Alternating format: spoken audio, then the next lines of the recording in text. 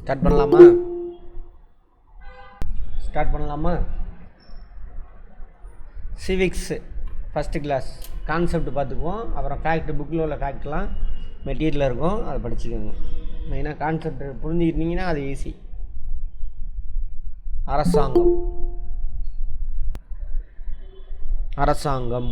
அரசாங்கம்னா என்னங்க? Government. Translation நானே பண்ணிடுறேன்.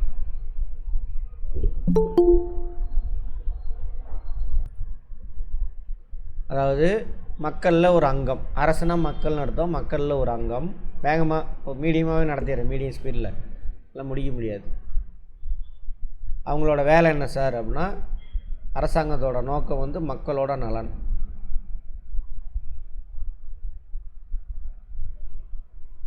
மக்கள் அவன் தனிப்பட்ட இண்டிவிஜுவல் ஒர்க்கு, வேலைக்கு போகிறது, சம்பாதிக்கிறது, அவன் ஃபேமிலியை பார்த்துக்கிறது, அந்த வேலையை செய்வான். சரி, மக்களுக்கு தேவையான பொதுவான காரியத்தெல்லாம் செய்கிறதுக்காக உருவாக்குனது தான் என்னது? அரசாங்கம்.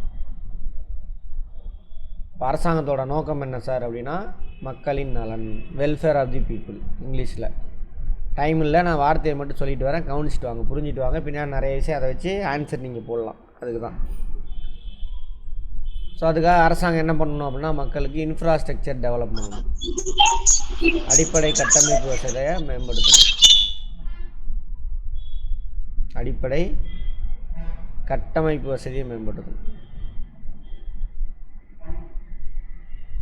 ரொம்ப ரொம்ப முக்கியம். அடிப்படை கட்டமைப்பு வார்த்தையை கவனிங்க, நீங்கள் எழுதிக்கங்க. எல்லோரும் எஜுகேட்டடு தான், பிரச்சனை இல்லை. அடிப்படை கட்டமைப்பு வசதி அது சார், குடிநீர் வசதி, சரியா? சாலை போக்குவரத்து. சாலையில் போக்குவரத்து பொதுவாக போன குரூப் 4 இதிலே கூட கேட்டிருப்பேன், குரூப் 1ன்னு நினைக்கிறேன். நாட்டோட பொருளாதார முன்னேற்றத்தில் முக்கிய பங்கு முதுகெலும்பு போக்குவரத்து. போக்குவரத்து மட்டும் கிடையாது, எல்லாமே.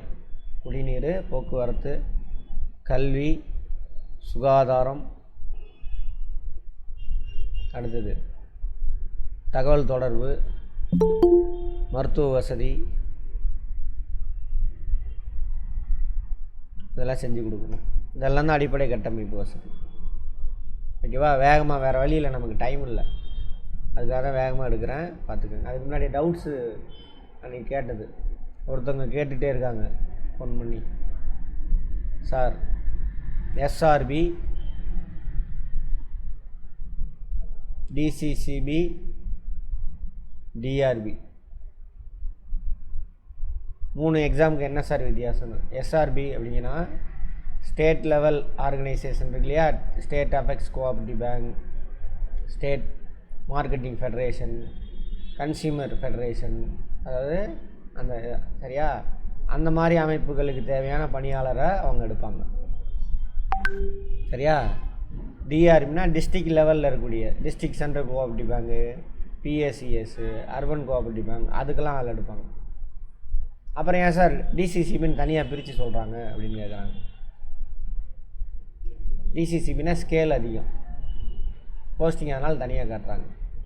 டிசிசிபி எக்ஸாம் யார் தான் நடத்துவாங்க? டிஆர்பி தான் நடத்துவாங்க. அதனால தான் அது ஒரே கால்ஃபரில் வந்துடும். ஸ்டேட் லெவல் மட்டும்தான் யார் நடத்துவாங்க? SRP, state recruitment board. இது டிஸ்ட்ரிக்ட் ரெக்ரூட்மெண்ட் போர்டு. டிஸ்ட்ரிக்ட் லெவலில் இருக்கக்கூடிய எல்லா கோஆப்ரேட்டிவ் சொசைட்டிக்கும் இவங்க தான் ஆள் எடுப்பாங்க. ஸ்டேட் லெவலில் இவங்க ஆள் எடுக்கிறாங்க. ஓகேவா? புரிஞ்சுதா? இதில் சேலரி அதிகமாக இருக்கும், அதோட கொஞ்சம் கம்மியாக இருக்கும் டிசிசிபியில். அதோட இங்கே மற்ற ப்ரைமரி சொசைட்டிஸ்லாம் இருக்கு இல்லையா, அதில் கம்மியாக இருக்கும். அதில் A class, B class, C class, அதை பொறுத்து சேலரி வேரி ஆகும். புரிஞ்சுதா? ரைட், அவ்வளோதான். அது ஒன்று. அடுத்து வேறு என்ன கேட்டிங்க? பேங்க்கு நோட் பண்ணிக்கோங்க. இப்போது இந்தியாவில் இருக்குது நேஷ்னலைஸ்ட் பேங்க்கு 12, சரியா? ப்ரைவேட் பேங்க்கு 22, ஃபாரினர்ஸ் பேங்க்கு 46. இப்போதைக்கு இதுதான். வேறு இருந்தால் அவங்களுக்கு நான் என்ன பண்ணுறாங்க, அப்டேட் பண்ணுறேன். சரியா? இது நேஷ்னலைஸ்ட் பேங்க்கு, இது இந்தியன் ப்ரைவேட் பேங்க்கு, இது ஃபாரினர்ஸ் ப்ரைவேட் பேங்க். பாருங்கள், ஃபாரின் ப்ரைவேட் பேங்க் தான் அதிகமாகிடுச்சு. அதுதான் எல்பிஜி பாலிசியோட வேலை. சரி, அதை பற்றி அப்புறம் பேசுவோம். 2வது முடிஞ்சு அடுத்து 3வது என்ன டவுட்டு? சாதாரண பொது பேரவையா, பொது பேரவை, சாதாரண பேரவை, அதுக்கு முன்னறிவிப்பு. சிறப்பு பேரவைக்கு முன்னறிவிப்பு எத்தனை நாளைக்கு முன்னாடி? 15 நாள். அதே மாதிரி சாதாரண பேரவை கூட்டத்துக்கு 21 நாள் முன்னறிவிப்பு. 21 நாளைக்கு முன்னாடி அறிவிக்கணும். ரைட், அதை ஃபேக்டை இது பண்ணிக்கங்க. அடுத்தது வேறு ஏதாவது இருந்தால் சொல்லுங்கள், மாற்றிக்கலாம். அடுத்தது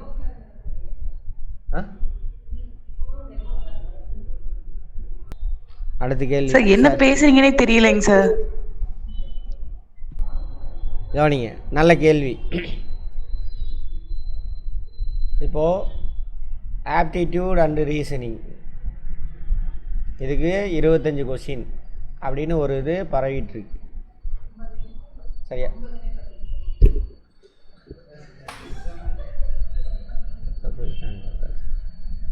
சரியா?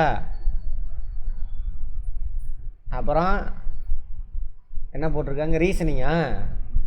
சரி, ரீசனிங் இதை பிரிச்சிடலாம் சார். நான் தான் தப்பு. அப்புறம் ஆப்டிடியூட். ரீசனிங் வந்து 25, ஆப்டிடியூட் அது 25. நான் தான் தப்பாக சொல்லிட்டேன். கொடுங்க 25. Total 50 question. நம்ம தகுந்த நானும் வெரிஃபை பண்ணி பார்த்தேன், அதான் உண்மை. சரியா? 25, இது 25. இந்த ரீசனிங் ஆப்டிடியூட் இருக்கிறதுல ஈஸியானது. புரிஞ்சு ஆன்சர் பண்ணால் ஆன்சர் வந்துடும். ஓகேவா? ஆப்டிடியூட்னா வேறு ஒன்றும் கிடையாது, குவான்டிடேட்டிவ் ஆப்டிடியூட். ஒன்றும் பயப்பட வேணாம். நேற்று ஒரு மேடம் அனுப்பிட்டு, அது அவங்க நம்ம ஸ்டூடெண்ட் தான் ஒருத்தவங்க அனுப்புனாங்க. பார்த்துட்டு சார் அப்படின்னு பயந்தாங்க. ஒன்றும் பயப்பட வேண்டாம். இதுக்கு பேர் குவான்டிடேட்டிவ் ஆப்டிடியூட். குவான்டிடேட்டிவ் ஆப்டிடியூட்னா நம்பர்ஸ். குவான்டிட்டி அப்படின்னா நம்பர்ஸ். கரெக்டா? நம்பர்ஸில் விளாடுவாங்க. அப்போ கூட்டல், கழித்தல், பெருக்கல், வகுத்தெல்லாம் தெரிஞ்சிருக்கணும். சார் அதெல்லாம் எங்களுக்கு தெரியாதா சார்ம்பிங்க. அதெல்லாம் போயிட்டு நம்மளோட ஆப்பில் அடிப்படை கணிதம்னு வீடியோஸ் போட்டிருக்கேன். நம்ம ஆப்லேயே இருக்குது, பழசு எடுத்தது இருக்குது. ஸோ ஃப்ரீ டைமில் நிறைய பேத்துக்கு டைம் இருக்குது. சார் என்ன படிக்கிறது, ஏது படிக்கிறதுன்னு கேட்டுகிட்டே இருக்கீங்க. நானே நாங்கள் செக் பண்ணி பார்த்தோங்க சார், அதில் இல்லைங்க சார் மேக்ஸு. எங்க மேடம்? செக் பண்ணி பார்த்தோங்க சார் நேற்று, இல்லைங்க சார் மேக்ஸ் அதில். அடிப்படை கணிதம்னு உள்ளே இருக்கு மேடம். நான் தான் மேடம் அப்டேட் பண்ணேன் இன்னைக்கு கூட. ஆப்பில் இருக்கு. கீழே போங்க சார். யூடியூப்லாம் போகாதீங்க, நம்ம ஆப்லேயே நான் கொடுத்துருக்குறேன். சரியா? ஆமாம், அது போய் ப்ளே பண்ணி யாராவது பார்த்தீங்களா? ப்ளே பண்ணி பார்த்தேன். இருக்குது, ஃபுல்லாக கொடுத்துருக்கீங்க. இருக்குது, கீழே இருக்கும். பேசிக் அடிப்படை கணிதம்னு சொல்லிட்டு, அது அடிப்படை கணிதத்தோட ஒரு 10 கிளாஸ் வந்து அடிப்படை கணிதம் இருக்கும். அதுக்கப்புறம் குவான்டிடேட்டிவ் ஆப்டிடியூட் முக்கியமானது எல்லாமே கொடுத்துருப்பேன். Basic concept.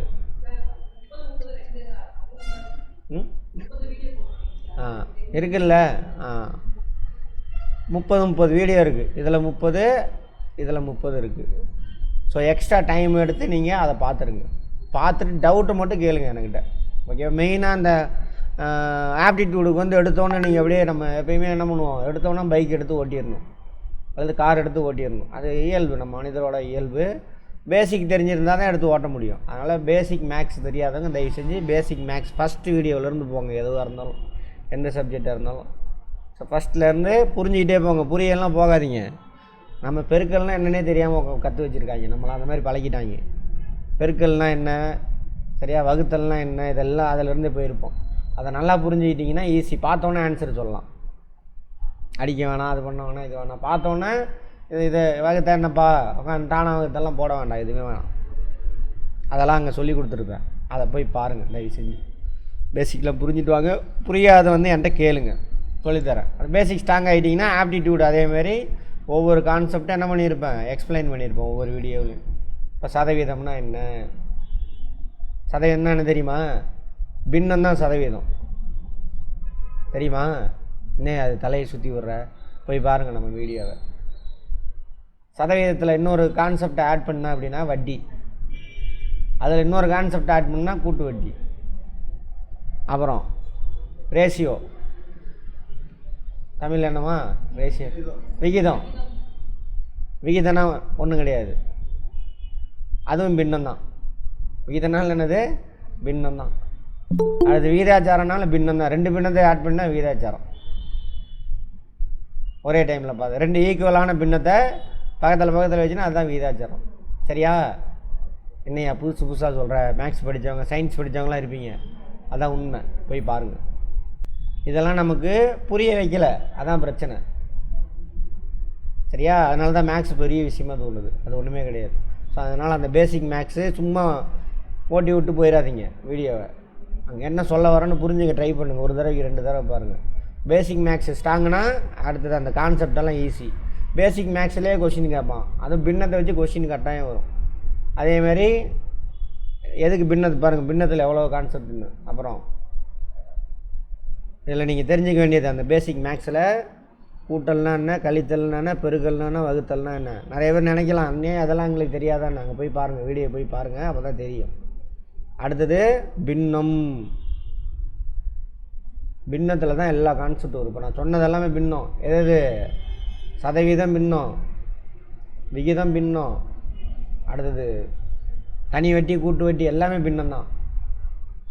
ஓகேவா? அதை ஸ்ட்ராங்காகுங்க, அதுக்கு நல்லா புரிஞ்சுக்கோங்க. அடுத்தது 2வது ஈக்குவேஷன், சமன்பாடு. அதை பற்றி நடத்தியிருப்பேன். கூட்டல் கழித்தல் பெருக்கலை நல்லா புரிஞ்சுக்கோங்க. அடுத்து சமன்பாடை நல்லா புரிஞ்சுக்கோங்க. பின்னத்தை நல்லா புரிஞ்சுக்கோங்க. பின்னத்தை கூட்டல் கழித்தல் பெருக்கல் வகுத்தல் அதெல்லாம் சொல்லியிருப்பேன், நல்லா புரிஞ்சுக்கோங்க. அப்போ தான் அங்கே ஈஸி, இல்லைனா கஷ்டம். இந்த கான்செப்ட் எல்லாம் அது பின்னாடியே வந்துடும். மொத்தம் எத்தனை 30 வீடியோ போட்டிருக்கேன்னா 30ல் ஒரு 10-12 வீடியோ பேசிக் மேக்ஸ். அதை நல்லா புரிஞ்சுன்னா பின்னாடிலாம் ஈஸி. சமன்பாடு நல்லா புரிஞ்சுக்கோங்க, பின்னத்தை புரிஞ்சுக்கோங்க. புரிஞ்சுக்கிட்டிங்கன்னா இது ஒரு விஷயமே கிடையாது, பயப்படவே தேவையில்லை. அதேமாதிரி வேலையும் நாட்களும், அது என்னது? பின்னம்தான். வேலையும் நாட்களும் எல்லாமே பின்னத்தில் தான் வரும். வேலையும் நாட்களும், தொட்டி கணக்கு, சரியா? அதெல்லாம் அது போக மற்றதெல்லாம் இந்த சமன்பாடு இருக்குல்லையே, அது நல்லா ஈக்குவேஷன், இங்கிலீஷில் ஈக்குவேஷன். இதை நல்லா புரிஞ்சிட்டு வந்துட்டிங்கன்னா அடிச்சிடலாம். அப்புறம் ஆப்டிடியூட் ரீசனிங் ஒன்றுமே கிடையாது, சாரி ரீசனிங் ஒன்றுமே கிடையாது. அங்கே ஒரு பேட்டர்ன் கொடுத்துருப்பான், அதை புரிஞ்சுக்கிட்டு அடுத்து அவன் ஏதோ ஒன்று கேட்பான், இதில் என்னென்னு நீ அவன் கொடுத்ததை வச்சு நீங்கள் ஆன்சர் பண்ணணும். அதில் எல்லா டைப்பும் அவங்க நடத்தியிருப்பேன். அதையும் இது ஃபஸ்ட்டு பேசிக் மேக்ஸை புரிஞ்சுட்டு அதை புரிஞ்சுக்க ட்ரை பண்ணுங்கள். ஃப்ரீ டைம் நிறையா இருக்குது, பார்க்க ஆரம்பிச்சிருங்க. எக்ஸ்ட்ரா எஃபோர்ட் போட்டிங்கன்னா தான் முடியும். ஏன்னா இதுக்கு 25 கொஸ்டின் தான் வரும்னு பார்த்தேன். சரி, அதில் முக்கியமானதை மட்டும் சொல்லி கொடுத்துட்டோம்னா ஒரு 15லேருந்து குறைஞ்ச 5 அடிச்சிடுவீங்க அப்படின்னு பார்த்தேன். ஆனால் அது 50 கொடுத்துட்டான். 25 நம்ம தகுந்த வட்டாரத்துலேருந்து எனக்கு நியூஸ் வந்துச்சு. சரியா? அவங்க அந்த ஸ்டூடெண்ட் சொன்னதை வச்சு மட்டும் நான் சொல்லலை, அதான் உண்மை. அதனால் எக்ஸ்ட்ரா எஃபோர்ட் அதுக்கு போடுங்க. மற்றபடி மற்ற சப்ஜெக்ட் எல்லாமே நம்ம கிளாஸில் பார்க்குறது, வீடியோ மட்டும் ரிவிஷன் பண்ணுங்கள். இதுவும் நான் லைட்டாக சொல்லித்தரேன், எப்படி இப்படி பண்ணணும் அப்படின்னு. அதுக்கு நீங்களாம் அதெல்லாம் பார்த்துட்டு வந்தீங்கன்னா சொல்லித்தரும் பொழுது ஈஸி. ஆனால் பேசிக் மேக்ஸ் எடுக்க மாட்டேன், டேரெக்டாக அந்த ஆப்டிடியூட் ரீசனிங் போயிட்டு சொல்லி தருவேன். இதுதான் அப்படின்னு சொல்லிட்டு அந்த மாதிரி வரும். அதனால் பயப்பட வேண்டாம். வேறு மேடம் டவுட் இருக்கா? ஆன்லைனில் டைம் இல்லை, டைம் தான் பிரச்சனை. ஏன்னா நம்ம எப்பயுமே என்ன பண்ணுவோம், கால் ஃபேர் வந்தால் தான் படிக்க வரோம், அதான் பிரச்சனை. முன்னாடியே படிக்கணும். சொல்லுங்கள். ஆனால் ப்ரெஷர்லாம் நம்ம தலையில் ஏற்றி விட்டுருவீங்க. அவ்வளோ நாள் படிக்க வேண்டியதை 2 மாதத்தில் கற்றுக் கொடுக்கணும். எப்படி இருக்கும்? ஹலோ, ஆன்லைனில் கேளுங்க சார், ஏதாவது டவுட் இருந்தால். ரைட், எதுவும் இல்லை. அதனால் அதை போய் பாருங்கள், வீடியோஸ் இருக்குது. ஏதாவதுனா உடனே கால் பண்ணாதீங்க எனக்கு, தயவு செஞ்சு வாட்ஸ்அப்பில் போடுங்க இந்த இஷ்யூ இருக்குது அப்படின்னு. நான் ஃப்ரீயாக இருக்கிறப்ப பார்த்துட்டு உங்களுக்கு கூப்பிடுவேன். சரியா? ரிப்ளை பண்ணாமலாம் இருக்க மாட்டேன். உடனே ஒரு சிலதுக்கு பண்ணுவோம், ஒரு சிலது கொஞ்சம் டைம் ஆகும், அவ்வளோதான். பார்த்துட்டு ரிப்ளை பண்ணிடுவேன். கொஞ்சம் உடனே கால் பண்ணாதீங்க தயவு செஞ்சு. ரெடியாக இருங்க. சரி, அதெல்லாம் ஸ்ட்ரீம் லைன் பண்ணுவோம், அவ்வளோதாங்க. வேறு எதுவும் டவுட் இல்லையே? ரைட். இப்போ நம்ம சிவிக்ஸுக்கு டெமோக்காக தான் போடுறேன். சரியா? ரைட். ஞாயிற்றுக்கிழமை வரைக்கும் டெமோ போடுவேன், அதுக்கு மேலே டெமோலாம் இல்லை. அது வரைக்கும் ஏதாவது ஒவ்வொரு சப்ஜெக்ட் எடுத்து பயத்தை போக்குறதுக்காக சரியா? இது பேசிக். டெமோவில் இருந்தால் கண்டினியூ ஆகும், திரும்ப ஃபஸ்ட்லேருந்து எடுக்க மாட்டேன். இந்த கிளாஸ்லேருந்து அப்படியே கண்டினியூ ஆகும். அப்போ அரசாங்கம் என்ன பண்ணும்? இந்த அடிப்படை கட்டமைப்பு வசதியெல்லாம் செய்யணும். குரூப் 1ல் கேள்விங்க அது. அடிப்படை கட்டமைப்பு, அதாவது போக்குவரத்து முக்கியமான அடிப்படை கட்டமைப்பு ஸ்டேட்மெண்ட்டில் கேட்டான் குரூப் 1ல். ஆமாம், அதான் உண்மை. சரியா? ரைட். இதெல்லாம் யார் செய்யணும்? அரசாங்கம் செய்யணும். மக்கள் அவனுடைய வேலையை பார்ப்பான், மக்களுக்காக அரசாங்கம் இதெல்லாம் செய்யணும். இதெல்லாம் செய்யணுன்னா என்ன வேணும்? பணம் வேணும். அந்த பணத்துக்கு அரசாங்கம் எங்கே போவோம்? வரி. நம்ம கொடுக்குறோம் பொதுமக்களோட வரி பணம் தான் அது. சரியா? வரினா என்ன ஏது அப்படின்னு பார்ப்போம், பின்னாடி பார்ப்போம். ரைட். அதுபடி அரசாங்கம் செய்யணும். சரி, அவனுக்கு தான் எல்லா பவரும் கொடுத்துருவோம், பணத்தெல்லாம் அள்ளி கொடுத்துருவோம், வரியெல்லாம். அவன் இதெல்லாம் செஞ்சு கொடுக்கணும். யாருக்காக? மக்களோட நலனுக்காக. அப்போ ஒருத்தன்ட்டு எல்லா பவரும் கொடுத்தா என்ன ஆகும்? நல்லவனாக இருந்தால் ஒழுங்காக ஆட்சி செய்வான், இல்லைன்னா என்ன ஆகும்? அவ்வளோதான், முடிஞ்சு போச்சு. கரெக்டாக? அதனால தான் என்ன பண்ணுறாங்கன்னா அரசாங்கத்தை பிரிக்கிறாங்க, 3ஆக பிரிக்கிறாங்க. அதான் அரசாங்கத்தின் 3 தூண்கள் அப்படின்னு கேட்பாங்க கொஸ்டின். அரசாங்கத்தின் 3 தூண்கள் எவை எவை அப்படின்னு கேட்பாங்க. சரியா? ரைட். 3ஆக பிரிக்கிறாங்க. புரிஞ்சுக்கங்க, நல்லா புரிஞ்சுக்கங்க. வேகமாக தான் நடத்துகிறேன், வேறு வழி இல்லை. 1 சட்டம் இயற்றும் துறை,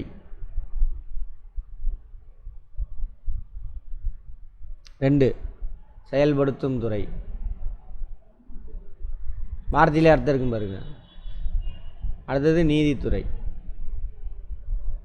3ஆக பிரிச்சுட்டாங்க. அரசாங்கம் அவன் தான் எல்லா வேலையும் செய்யணும், மக்களுக்காக எல்லா பவரும் கொடுத்துட்டாங்க, அவனுக்கு பணமும் கொடுத்துட்டாங்க, அவன் செய்யணும். ஆனால் ஒருத்தன்ட்டே கொடுத்தா பிரச்சனை, அதனால் 3ஆக பிரிச்சுட்டாங்க. அதான் 3 தூண்கள், அரசாங்கத்தின் 3 தூண். 3 பிரிவுன்னு சொல்லலாம், 3 தூண்னு சொல்லலாம். வார்த்தையிலே அர்த்தம் இருக்குது பாருங்கள், அதான் தாய்மொழி. அதனால தான் உங்களை தாய்மொழியில் படிக்க விட மாட்டேங்கிறாங்க, அர்த்தம் தெரிஞ்சிடும். ஆங்கிலத்தில் லெஜிஸ்லேச்சர். சொல்லுங்க பார்ப்போம். இது அட்மினிஸ்ட்ரேட்டிவ் அல்லது எக்ஸிக்யூட்டிவ். இது ஜுடிஷியரி. இங்கிலீஷ் வார்த்தை மனப்பாடம் பண்ணி தான் ஆகணும், வேறு வழி இல்லை, அர்த்தம் தெரியாது பார்த்தோன்னே. சட்டம் இயற்றும் துறை. அரசாங்கம் என்னென்ன செய்யணும், எவ்வளோ தூரத்துக்கு ரோடு போடணும், எப்படி வரி வசூலிக்கணும், யார் யாருக்கு என்னென்ன பண்ணணும் அப்படின்னு சட்டங்களை உருவாக்கணும். சட்டம்னா தெரியும், யார் எப்படி நடந்துக்கணும்னு சொல்கிறது தான் சட்டம். அப்படி சட்டத்தை உருவாக்குறதுக்கு ஒரு அமைப்பு, இவன் சட்டத்திட்டத்தை உருவாக்குவான். அடுத்து அதை செயல்படுத்தணும், செயல்படுத்துறதுக்கு ஒரு அமைப்பு. இவன் உருவாக்குற சட்டத்திட்டத்தை செயல்படுத்தணும். சரியா? அடுத்தது நீதித்துறை. இவன் உருவாக்கின சட்டத்திட்டத்துக்கு உட்பட்டு இவன் செயல்படுத்தினானா அதெல்லாம் அந்த சட்டத்திட்டத்தை ஒழுங்கா, அல்லது இவன் செயல்படுறானா அப்படின்னு பார்த்துக்கிறது தான் நீதித்துறை. ஓகேவா? நம்ம இந்தியாவில் ஒன்றிய அரசாங்கம்னு ஒன்று இருக்குல்ல, சென்ட்ரல் கவர்மெண்ட்னு சொல்லி பொய்யாக்கி வச்சுருக்காங்க. சென்ட்ரல் கவர்மெண்ட்னா தப்பு, ஒன்றிய அரசாங்கம் தான் சரியான வார்த்தை.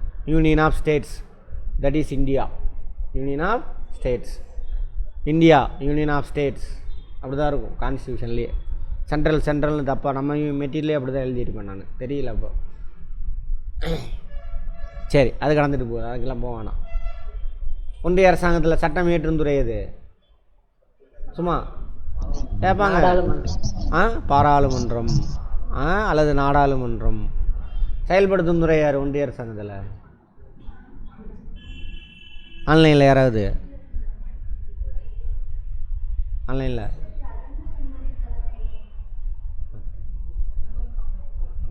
சரியா? ஒன்றிய அரசாங்கத்தில் செயல்படுத்தும் துறை யார்? பிரதம மந்திரி தலைமையிலான அமைச்சரவை. இதான் செயல்படுத்தும் துறை. சார் ஐஏஎஸ் ஐபிஎஸ் சார், அவெல்லாம் எம்ப்ளாயி, கூலிக்கு வேலை செய்கிறவன். சரியா? அவனுக்கு கீழே இருப்பான். நிர்வாகி யார்? அவன் நிர்வாகி. அவன் மேனேஜ்மெண்ட். யார்? நிர்வாகம் வேறு, மேனேஜ்மெண்ட் வேறு. கொஸ்டின் வரும் பார்த்துக்கோங்க. நிர்வாகம் நம்ம பார்த்தோம்ல, நம்ம கோஆப்ரேட்டிவ் பார்த்தோம்ல, நிர்வாகம் எது? ஜென்ரல் பாடியும் போர்ட் ஆஃப் டைரக்டர்ஸ், இவங்க தான் நிர்வாகிகள். பாலிசி டெசிஷன் எடுப்பாங்க, அதில் கேட்பாங்க, மேனேஜ்மெண்ட்டில் கேட்பாங்க, பார்த்துக்கோங்க. கொள்கை முடிவு எடுப்பான், அவ்வளோதான். அதை செயல்படுத்துகிறவன் யார்? எம்ப்ளாயீஸ், மேனேஜர், செக்ரட்டரி, அவனுக்கு கீழே எம்ப்ளாயீஸ்லாம் இருக்காங்கல்ல, அன்றைக்கி சொன்னல, அது அப்படியே பிடிச்சிக்கோங்க. அது மாதிரி முடிவு அட்மினிஸ்ட்ரேட்டிவ் டெசிஷன்லாம் அவன் எடுப்பான். யார்? பிரதம மந்திரி தலைமையிலான அமைச்சரவை. எக்ஸிக்யூட்டிவ் தான் அந்த அது அன்றாட செயல்படுத்துகிற மேனேஜர். கீழே உள்ள எம்ப்ளாயீஸ் வச்சு வேலையை கொடுத்து வாங்குறதுன்னா யார்? IAS IPS officer. அவன் மேனேஜ்மெண்ட். அட்மினிஸ்ட்ரேஷன் வேறு, மேனேஜ்மெண்ட் வேறு. அட்மினிஸ்ட்ரேஷன் எடுக்கிற முடிவை வந்து செயல்படுத்துறதுன்னா யார்? மேனேஜ்மெண்ட். கேள்வி கேட்பான், பார்த்துக்கோங்க. ரைட். அடுத்தது நீதித்துறை தெரியும், சுப்ரீம் கோர்ட். இதை பற்றிலாம் டீட்டெயிலாக பார்ப்போம், சும்மா புரிஞ்சுக்கிறதுக்கு. அந்த மாதிரி அப்போ நாடாளுமன்றத்தில் சட்டத்திட்டத்தை உருவாக்குவாங்க, அமைச்சரவை அதை செயல்படுத்தணும். ஒழுங்காக செயல்படுத்துகிறானா உருவாக்கின சட்டத்திட்டத்தை அப்படின்னு பார்க்குறவன் யார்? Supreme court. ஓகேவா? அது மாதிரி ஸ்டேட்டில் இருப்பாங்க. ஸ்டேட்டில் யார்? சட்டம் இயற்றும் துறை. சட்டப்பேரவை இருக்கா? புரிஞ்சுக்கங்க, இங்கே நோட்ஸு கேட்டு கூட எடுத்துக்கோங்க. அதே மாதிரி சட்டம் இயற்றும் துறையாக சட்டப்பேரவை. அடுத்தது முதல் மந்திரி தலைமையிலாம் அமைச்சரவை. அடுத்தது அதான் முதலமைச்சர், முதல் மந்திரி எல்லாம் ஒன்று தான். அடுத்தது ஹைகோர்ட். இந்த மாதிரி. ஓகேவா? அப்போ அரசாங்கத்தை கேள்விங்க என்ன சார்? அரசாங்கத்தின் 3 தூண் எதுன்னு கேட்பாங்க. சட்டம் இயற்றும் துறை, செயல்படுத்தும் துறை, நீதித்துறை. 4வதாக ஒரு தூண் இருக்குது. ஏன்னா அது மக்களாட்சி இல்லையா?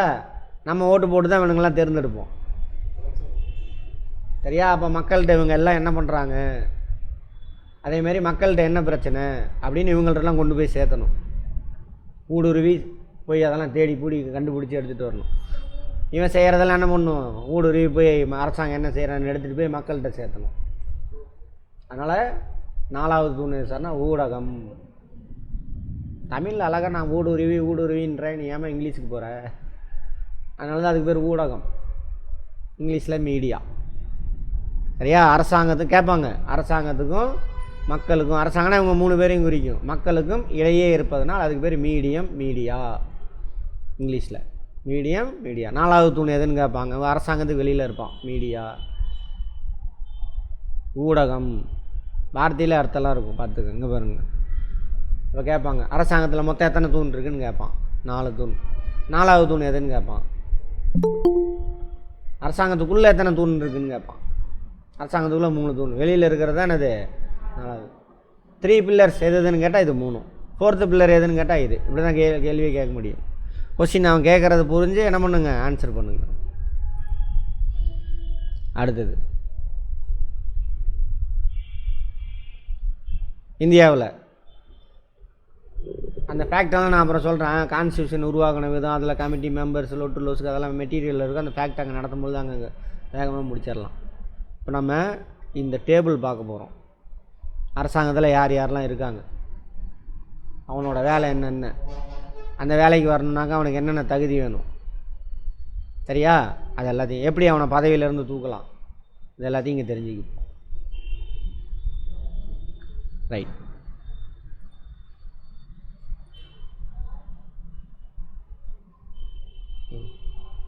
அதான் பார்க்க போகிறோம். இந்தியாவில் எத்தனை அடுக்கு அரசாங்கம் இருக்குது சார் அப்படின்னு கேட்பாங்க. இந்தியாவில் எத்தனை அடுக்கில் அரசாங்கம் இருக்குது அப்படின்னு கேட்பாங்க. 3 அடுக்கு அரசாங்கம். 2 அடுக்கா? 3 அடுக்கு. நோட் பண்ணிக்கங்க எல்லாத்தையும். இந்தியாவில் 3 அடுக்கு. உள்ளாட்சி அமைப்பு, இதெல்லாம் 10th வரைக்கும் இருக்குது. சரியா? மாநில அரசாங்கம்,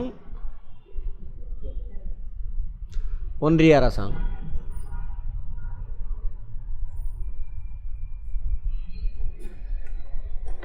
உள்ளாட்சி அமைப்பு, ஒன்றிய அரசு, மாநில அரசாங்கம். ஓகேவா? ரைட். ஒன்றிய அரசாங்கத்தை பற்றி அதையும் சொல்லுமா? சரி. ரைட். இதை மட்டும் புரிஞ்சுக்கோங்க. இப்போ ஒன்றிய அரசாங்கத்தில் யார் யாரெல்லாம் இருக்காங்க, மாநில அரசாங்கத்தில் யார் யார் இருக்காங்கன்னு பார்க்க போகிறோம். அதான் பார்க்க போகிறோம். சரியா? சரி. இப்போ இதில் என்ன சார் கேள்வி? இந்தியாவில் எத்தனை அடுக்கு அரசாங்கம் இருக்குதுன்னு கேட்பாங்க. எத்தனை அடுக்கு அரசாங்கம்? 3 அடுக்கு. ஒன்றிய அரசு, மாநில அரசு, உள்ளாட்சி அமைப்பு. இவங்க 3 பேர் வேலை செய்வாங்க. சரி. ஒன்றிய அரசை பற்றி எந்த பார்ட்டு பேசுது அப்படிம்பாங்க. ஒன்றிய அரசை பற்றி எந்த பார்ட்டு பேசுது அப்படிம்பாங்க. பார்ட்டு 5. பார்ட்டு 5ல் தான் ஒன்றிய அரசாங்கத்தில் யார் யார் இருக்காங்க அப்படின்னு சொல்லியிருப்பாங்க. சரியா? அதே மாதிரி மாநில அரசாங்கம் அதில் யார் யார் இருப்பாங்க அப்படிங்கிறது பார்ட்டு 6 6 அது மாதிரி உள்ளாட்சி அமைப்பு இருக்கு இல்லையா, அவங்கள பற்றி பார்ட் 9A கிராம உள்ளாட்சி நோட் பண்ணிக்கோங்க. பார்ட் 9B நகர உள்ளாட்சி. அப்படியா? பார்ட் பி யாரு? கூட்டுறவு தன்னாட்சி, கூட்டுறவு சங்கங்கள். முக்கியமான கொஸ்டின் நோட் பண்ணிக்கோங்க. கூட்டுறவு தன்னாட்சி பற்றினது. இப்போ பார்ட் 9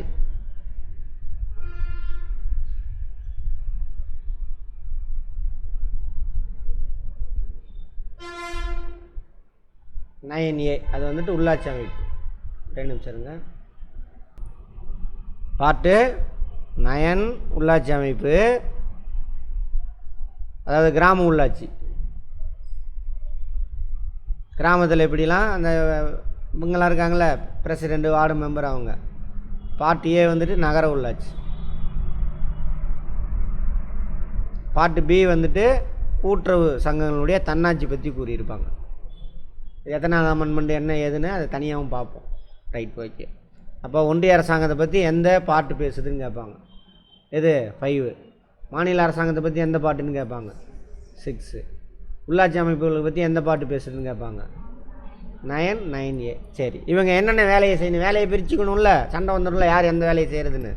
நம்ம வீட்லேயே அப்பா அம்மா இருக்காங்க, பசங்க இருக்காங்க, அந்த வேலையை பாடுறான்னா, அப்பா நான் இவன் செய்கிற வேலையை நான் செய்கிறான்பா, நான் செய்கிற வேலையை இவன் செய்கிறாப்பான்னு சண்டை வருதுல மாற்றி மாற்றி. அப்போ 3 கவர்மெண்ட் இருக்கான், சண்டை போட்டுக்குவானுங்கள. அதனால் என்ன பண்ணுறாங்க, கான்ஸ்டியூஷனில் பிரித்து வச்சுட்டாங்க, நீ இந்த வேலையை பாரு அப்படின்னு. எந்த அட்டவணைங்க? எந்த அட்டவணை? பாட்டு அட்டவணை 7. அட்டவணை 7. அப்புறம் வேற எந்த அட்டவணை யார் சொல்றீங்கன்னு பார்ப்போம். அடுத்து எந்த அட்டவணை? சரி, அட்டவணை 7 ஃபஸ்ட்டு முடிப்போம். அட்டவணை 7 3 லிஸ்ட் இருக்குது, சரியா? யூனியன் லிஸ்ட் அல்லது லிஸ்ட் 1. நோட் பண்ணிக்கோங்க, யூனியன் லிஸ்ட்டு அல்லது லிஸ்ட் 1. அப்போ அதில் வந்து ஒரு 100 ஐட்டம் இருக்கும். அந்த வேலையெல்லாம் யூனியன் கவர்மெண்ட் தான் செய்யணும், ஓகேவா? அடுத்து state list. Sir central list sir, கான்ஸ்டியூஷனில் சென்ட்ரல் லிஸ்ட்டுலாம் கிடையாது, யூனியன் லிஸ்ட்டு தான் இருக்குது. வேணா போய் எடுத்து பார்த்துக்காங்க. போன தடவை அப்படி தான் ஒருத்தர் கோஆப்ரேட்டிவில் தான், சார் நீங்கள் எப்படி யூனியன் சொல்லலான்னு கோச்சிட்டு போயிட்டார். சரி போங்கன்னு விட்டேன், நான் என்ன பண்ணுறது? கான்ஸ்டியூஷனில் என்ன இருக்கோ அதான் சொல்ல முடியும். தமிழில் ஒன்றிய பட்டியல், சரியா? ரைட். அடுத்தது ஸ்டேட் லிஸ்ட். ஸ்டேட் கவர்மெண்ட் என்னென்ன வேலையை பண்ணணும், இல்லை என்னென்ன ஸ்டேட் கவர்மெண்ட் என்னென்ன வேலையை செய்யணும், ஒரு 60+ இருக்கும். அதெல்லாம் அது நான் எக்ஸாக்ட் நம்பர் புக்கில் மெட்டீரியலில் எடுத்து வச்சுருக்கேன், அதில் உள்ளது பார்த்துக்கோங்க. அடுத்து பொதுப்பட்டியல், கன்கரண்ட் லிஸ்ட். லிஸ்ட்டு 3 கேட்பாங்க. ஏன் ரெண்டையுமே சொல்கிறேன்னா பாருங்கள், லிஸ்ட்டு 1ன்னு கேட்கலாம் அல்லது யூனியன் லிஸ்ட்டுன்னு கேட்கலாம். ஒன்றிய அரசாங்கத்தை பற்றி, பணிகள் பற்றி அட்டவணை 7ல் எந்த லிஸ்ட்டு பேசுது அப்படின்னு கேட்பாங்க, ஓகேவா? மாநில அரசாங்கம் பற்றி, மாநில அரசாங்கம் என்னென்ன வேலையை செய்யுது அப்படிங்கிறத எந்த லிஸ்ட்டு சொல்லுதுன்னு கேட்பாங்க. அட்டவணை 7ல் லிஸ்ட்டு 2 அல்லது ஸ்டேட் லிஸ்ட் அந்த மாதிரி இருக்கும், ஓகேவா? அந்த மாதிரி லிஸ்ட்டு 3 வந்து கன்கரன்னா 2 பேரும் அந்த வேலையை செய்வாங்க.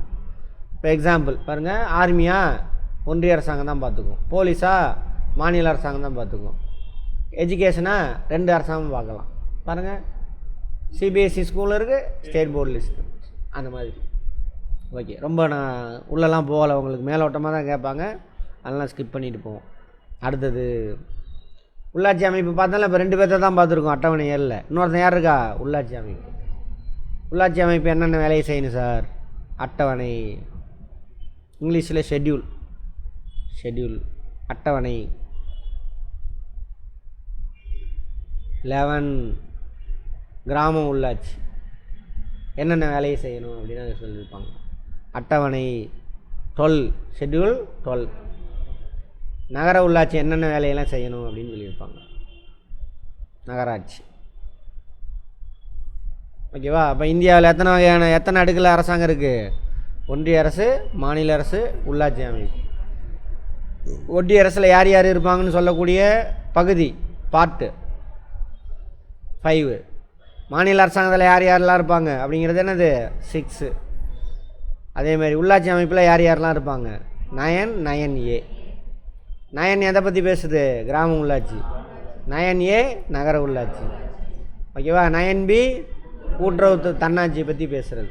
பாருங்கள், கான்ஸ்டிடியூஷன் தான் இந்தியாவில், அது கூட கேட்கலாம், இந்தியாவில் எல்லா சட்டத்துக்கும் தாய் சட்டம் எதுனா அரசியலமைப்பு சட்டம் தான். அந்த அரசியலமைப்பு சட்டத்தில் கூட்டுறவு சங்கத்தை பற்றி பேசியிருக்கான் பாருங்கள். அப்போ எவ்வளோ பெரிய விஷயம், அதுக்கு தனியாக பார்த்து வச்சுருக்கானுங்க. அதான் சொன்னேன்ல, கூட்டுறவு சங்கம் மட்டும் சக்ஸஸ் ஆகிருந்தா இந்தியா என்றைக்கோ பெரிய ஆளாக இருப்பாங்க மக்கள்லாம்.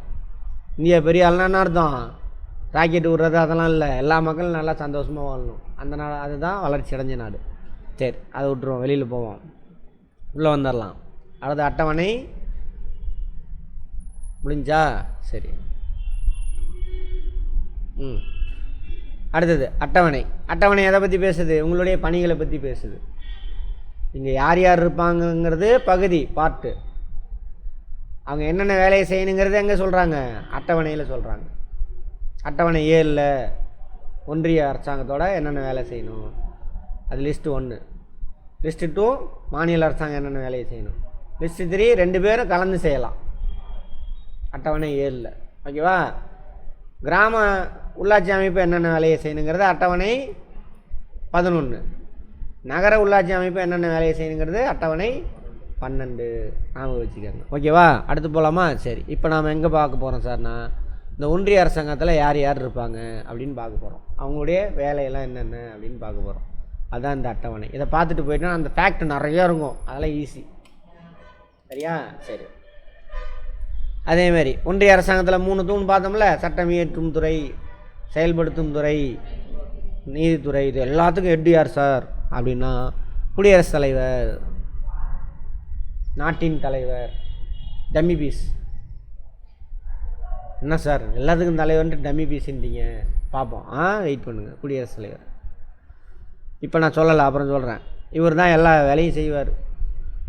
ஒன்றிய அரசாங்கம் இருக்குல்ல, ஒன்றிய அரசாங்கத்தில் எல்லா வேலையும் இவர் தான் செய்யணும். இவரை போய் செய்ய முடியுமா? ஸோ அவர் பணியாளர்கள் நியமிச்சுக்குவாங்க. அந்த பணியாளர் தான் யார் யாருன்னு பார்க்க போகிறோம். அவங்க எல்லாம் இவர் பேரில் எல்லா வேலையும் செய்வாங்க. கொஷின் இதெல்லாம் ஒன்றிய அரசாங்கத்தின் பணிகள் அனைத்தும் யாருடைய பெயரில் நடைபெறும்? இவர் பேரில் தான் நடக்கும். சரியா? அந்த வேலையை ஒரு ஆள் செய்ய முடியுமா? அவர் பணியாளர்கள் நியமனம் செஞ்சுக்குவாங்க. அவங்களாம் யார் யாருன்னு பார்க்க போகிறோம். சரியா? சரி, அதான் அந்த அட்டவணை. நாட்டின் தலைவர் கேட்பாங்க. அரசாங்கத்தின் தலைவர் யார்? இவரு எதாவது சொன்னால டம்மி பீஸுன்ட்டேன். ரியல் பீஸ் எது? அரசாங்கம். அதுக்கு ஒரு தலைவர் இருக்கார். அவர் யார் அப்படின்னு பார்ப்போம். சரியா? சரி. குடியரசுத் தலைவர். இப்போ யார் இருக்கா? கரண்ட் அஃபேரில் கேட்டால் கேட்கலாம். குடியரசுத் தலைவர் யார்? திரௌபதி முர்மு. அவங்க தான் யார்? அவங்களுக்கு என்ன சிறப்பு? முதல் பழங்குடியின பெண்ணு. முதல் பெண்லாம் முன்னாடி வந்துட்டாங்க. முதல் பழங்குடியினத்தை சேர்ந்த முதல் நபர் அப்படி சொல்லிடலாம். சரியா? முதல் பெண்ணு கிடையாது, பழங்குடியின முதல் பெண் அப்படி வச்சுக்கோங்க. சரி, பழங்குடியிலேருந்து வந்த முதல் நபர் அவங்க திரௌபதி முர்மு. சரி, அது கேட்க மாட்டாங்க, இருந்தாலும் பரவாயில்ல, கேட்டு பார்த்து வச்சுக்கோங்க. இவர் தான் யார்? நாட்டில் 3 துறைக்கும் தலைவர். 3 துறையும் வேலையும் இவர் தான் செய்யணும். என்ன 3 துறை? சட்டம் இயற்றும் துறை, செயல்படுத்தும் துறை, நீதித்துறை. ரைட். அடுத்தது துணை குடியரசுத் தலைவர். அப்படின்னா யார் சார்னா, குடியரசுத் தலைவர் பதவியில் அவர் இல்லை. குடியரசுத் தலைவர் பதவியில் அவர் இல்லை. வெளிநாட்டுக்கு போயிட்டாவோ, இந்த அங்கே போயிட்டாங்க, உடம்பு சரியில்லாமல் படுத்துட்டாங்க, அந்த கதையெல்லாம் இல்லை. குடியரசுத் தலைவர் பதவி காலியாக இருக்குது, இருக்கக்கூடாது. அப்படி உடனே ஒரு தூக்கிட்டு வந்து உட்கார வச்சுருவாங்க. குடியரசுத் தலைவர் ஏன் சார் காலியாகும்? அவர் இறந்து போயிடலாம் திடீர்னு. ஓகேவா? ரிசைன் பண்ணிடலாம், அல்லது பதவியிலேருந்து தூக்கிடலாம். இப்படி ஏதாவது ஒரு காரணத்தெல்லாம் பதவி காலியாயிடும். நாட்டோட தலைவரில் அவர் அந்த பதவி காலியாக இருக்கக்கூடாது. உடனே அடுத்த நிமிஷமே என்ன பண்ணணும்? துணை குடியரசுத் தலைவரை சாங்கியெல்லாம் செஞ்சு அதில் உட்கார வச்சுருவாங்க. சாங்கியன்னா என்ன அர்த்தம்? பதவி பிரமாணம் செஞ்சு உட்கார வச்சுருவாங்க. அதுக்கு தான் அது. ஏன்னா அடுத்த குடியரசுத் தலைவர் தேர்ந்தெடுக்கணும், பெரிய ப்ரொசீஜர், எலெக்ஷன்லாம் வைக்கணும், அது லேட் ஆகும். அது வரைக்கும் அந்த சீட்டு காலியாக இருக்கக்கூடாது. அதுக்காக தான் அவர் பதவி காலியாக இருக்கக்கூடாதுங்கிறதுக்காக உருவாக்கப்பட்டதானது துணை குடியரசுத் தலைவர் பதவி. ஓகேவா?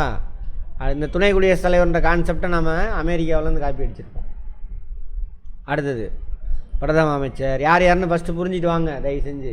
லைஃபுக்கு தேவை முதல்ல, அப்புறம் அங்கே அடுத்தது பிரதம மந்திரி. இது ரெண்டையும் சேர்த்து தான் சொல்லணும். பார்த்தோம் இல்லையா? செயல்படுத்தும் துறை இந்தியாவில் யார்?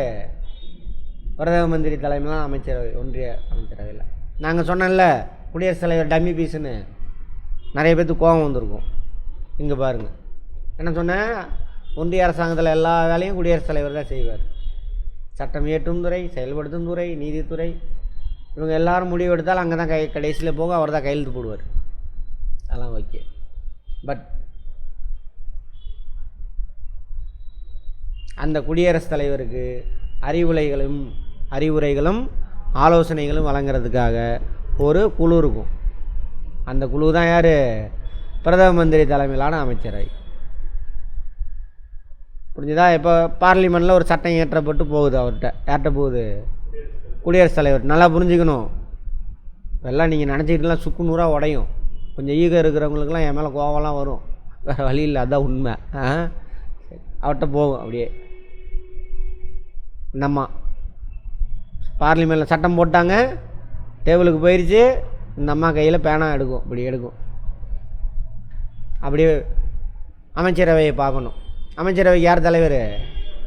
பிரதம மந்திரி. அவங்கள பார்க்கணும் இப்படி ஒரு செகண்டு. அவர் கண்ணை காட்டினாக்கா கையெழுத்து போடுவாங்க. கையெழுத்து போடாத உஷ் அப்படின்ட்டானா போய் பேனா வச்சிடணும். அந்தளவுக்கு டம்மி பீஸ் யார்? குடியரசுத் தலைவர். அதான் ரப்பர் ஸ்டாம்ப் அப்படிம்பாங்க. அதே கதி தான் யாருக்கு? மாநிலத்தில் ஆளுநருக்கு. ஓகேவா? ரைட். அப்போ குடியரசுத் தலைவருக்கு அறிவுரைகளையும் ஆலோசனையும் வழங்குறது யாருன்னு கேட்டாக்கா யார்?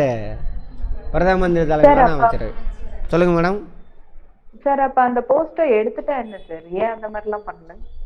ஏன் மக்களை ஏமாத்துறது தான். நல்ல போஸ்ட், நல்ல கேள்வி. அது இப்போ வேண்டாம், நமக்கு டைம் இல்லை. 50 நாள் தான் இருக்குது. நீங்கள் அதை பற்றிலாம் அங்கே மக்களை ஏமாத்துறது அப்படி இப்படி கதை விட்றதுக்காக வச்சுருக்கானுங்க எல்லாம். அது ஒரு குரூப். அப்போ இன்னமும் அவனுக்கு தான் ஆடிக்கிட்டு இருக்காங்க. சரி, அதை விடுங்க.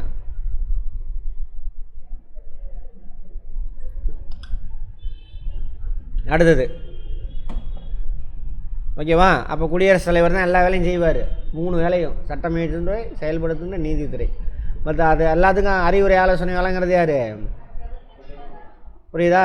அடுத்தது உச்ச நீதிமன்றம். இந்தியாவிலே உயர்ந்த நீதித்துறையை சார்ந்த அமைப்பு எது? உச்ச நீதிமன்றம். ரைட்.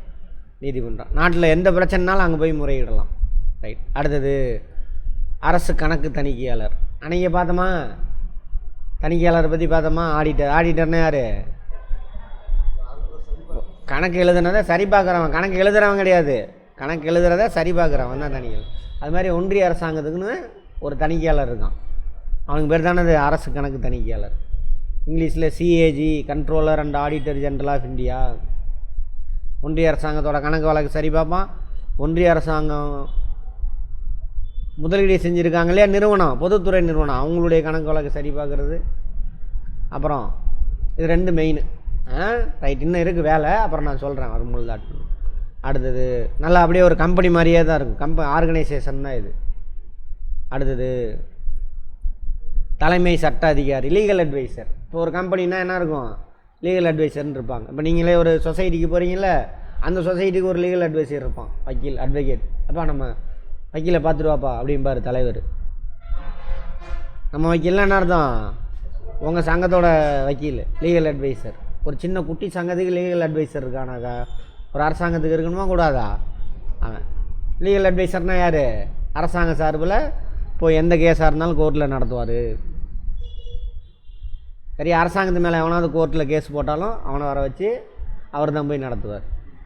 அவருக்கு பேர் என்னது? தலைமை சட்ட அதிகாரி, அட்டார்னி ஜெனரல் ஆஃப் இந்தியா. கேட்பாங்க, இந்தியாவினுடைய தலைமை சட்ட அதிகாரியின் பெயர் என்ன, அல்லது லீகல் அட்வைசரோட பெயர் என்னன்னு கேட்பான். Attorney general of India. அடுத்தது இந்திய தேர்தல் ஆணையம். மாட்டிட்டு முடிச்சிட்டு இருக்காங்க தானே. இந்தியாவில் மக்களோட பிரதிநிதிகளாக தேர்ந்தெடுக்கிறது தான் இவங்க வேலை. அது யார் யார் பார்ப்போம். எல்லா கட்சிகளையும் இவங்கள்ட்ட தான் பதிவு செஞ்சுக்கணும். சரியா? அடுத்தது எலக்டோரல் ரோல், வாக்காளர் பட்டியல் தயாரிக்கணும். அப்புறம் தேர்தல் நடத்தி இவர் ஜெயிச்சார் இவர் தோத்தார் அப்படின்னு அறிவிக்கிறது. இது அவங்களோட வேலை. Election commission of India. அதில் 3 பேர் இருப்பாங்க. ஒரு chief election commissioner, 2 election commissioner, மொத்தம் 3 பேர் இருப்பாங்க. சிஏஜி ஒரு ஆள் தான். ஓகேவா? உச்சநீதிமன்றத்தில் எத்தனை பேர் இருப்பாங்கன்னு பார்த்தோம். ஐயோ போச்சா, 33 + 1 33 நீதிபதிகள், ஒரு தலைமை நீதிபதி. சரியா? ரைட்டாங்க. அதேமாதிரி அமைச்சரவையில் எத்தனை பேர் சார் இருக்கணும்? கீழவையில் 15% உறுப்பினர் எண்ணிக்கைக்கு மிகக்கூடாது. கீழவை அது என்னென்னு பார்ப்போம். கீழவை அப்படின்னு சொல்லிட்டு கீழவை, மேலவை, அங்கவை, சங்கவை மாதிரி பார்ப்போம். அடுத்தது மத்திய பணியாளர் தேர்வு ஆணையம். ஒன்றிய அரசாங்கத்துக்கான பணியாளர்லாம் தேர்வு செய்கிறதுக்குனே ஒரு அமைப்பு இருக்குது. அதான் மத்திய பணியாளர் தேர்வு ஆணையம், UPSC, union public service commission. அதில் 15 பேர் இருப்பாங்க. அது அவ்வளோவா நமக்கு தேவையில்லை. அடுத்தது நிதிக்குழு. ஒன்றிய அரசாங்கம் எந்தெந்த மாநிலத்துக்கு எவ்வளோ நிதியெல்லாம் பகிர்ந்து கொடுக்கணும் அப்படின்னு சொல்லிட்டு அறிவுரை வழங்குறதுக்கு நிதிக்குழு ஒன்று இருக்கும். இவங்க எல்லாத்தையும் நியமிக்கிறவர் யார்? குடியரசுத் தலைவர். இவங்க எல்லாரும் யார் சார்பில் வேலை செய்யணும்? குடியரசுத் தலைவர் சார்பில் வேலை செய்யணும் இவங்க. சரியா? ரைட். அடுத்தது குடியரசுத் தலைவர். அவரை எப்படி தேர்ந்தெடுக்கிறாங்க, அவருக்கான தகுதிகள் என்னென்ன அப்படின்னு பார்க்க போகிறோம். குடியரசுத் தலைவருக்கு இந்திய குடிமகனாக இருக்கணும். குடியரசுத் தலைவர் தேர்தல் நிற்கணுன்னாவே தகுதிகள் 35 வயது பூர்த்தி அடைஞ்சிருக்கணும். நல்லா நோட் பண்ணிக்கோங்க. இவருக்கு அதுதான், துணை குடியரசுத் தலைவருக்கு அதான் 35 வயது பூர்த்தி அடைஞ்சிருக்கணும். ஓகேவா? அடுத்தது இந்திய குடிமகன். எல்லா போஸ்ட்டும் இந்திய குடிமகன். இந்த கடைசி இருக்குல்ல, இந்த எக்கனாமிக்ஸு, இதில் மட்டும் இந்திய குடிமகனை பற்றி சொல்லியிருக்க மாட்டாங்க. மற்ற எல்லாரும் இந்திய குடிமகனாக இருக்கணும். ரைட். அடுத்து அரசாங்கத்தில் ஆதாயம் தரக்கூடிய பதவியில் இருக்கக்கூடாது. எந்த பதவியிலும் இருக்கக்கூடாது.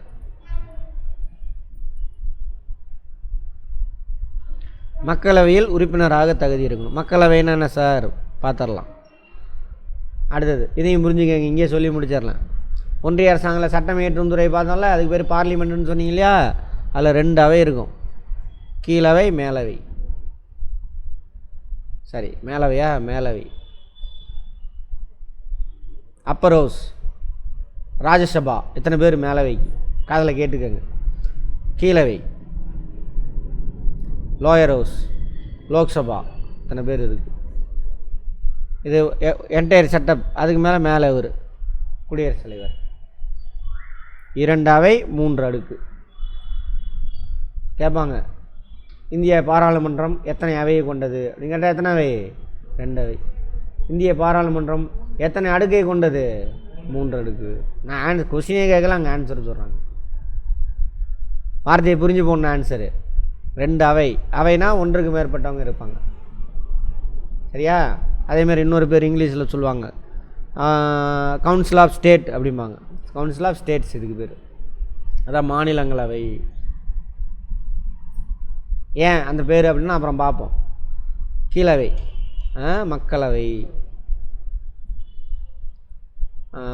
இன்னொரு பேர் என்ன சொல்லுவாங்க? House of common. மக்களவைனா இங்கிலீஷில் ஹவுஸ் ஆஃப் காமன். ரைட். இந்த கீழவையில் உறுப்பினர் ஆகிறதுக்கு தகுதி இருக்கணும். யாருக்கு? குடியரசுத் தலைவர்.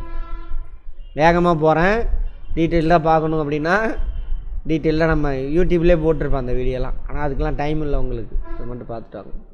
அவ்வளோதான். இதெல்லாம் தகுதி இருக்கணும். 35 வயது பூர்த்தி அடைஞ்சிருக்கணும். அரசாங்கத்தில் ஆதாயம் தரக்கூடிய பதவியில் இருக்கக்கூடாது.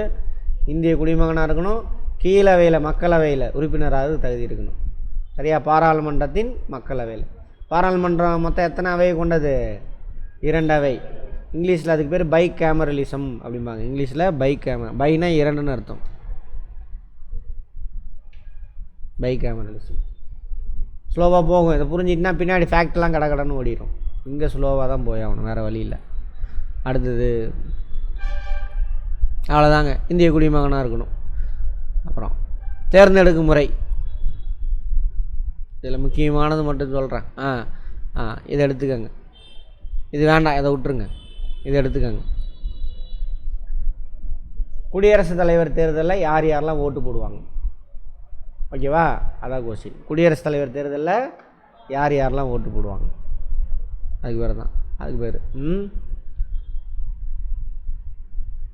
யார் யார் சார் அப்படின்னா, ஒன்றிய அரசாங்கத்தில் மேலவை கீழவை, அதில் தேர்ந்தெடுக்கப்பட்ட உறுப்பினர்கள்.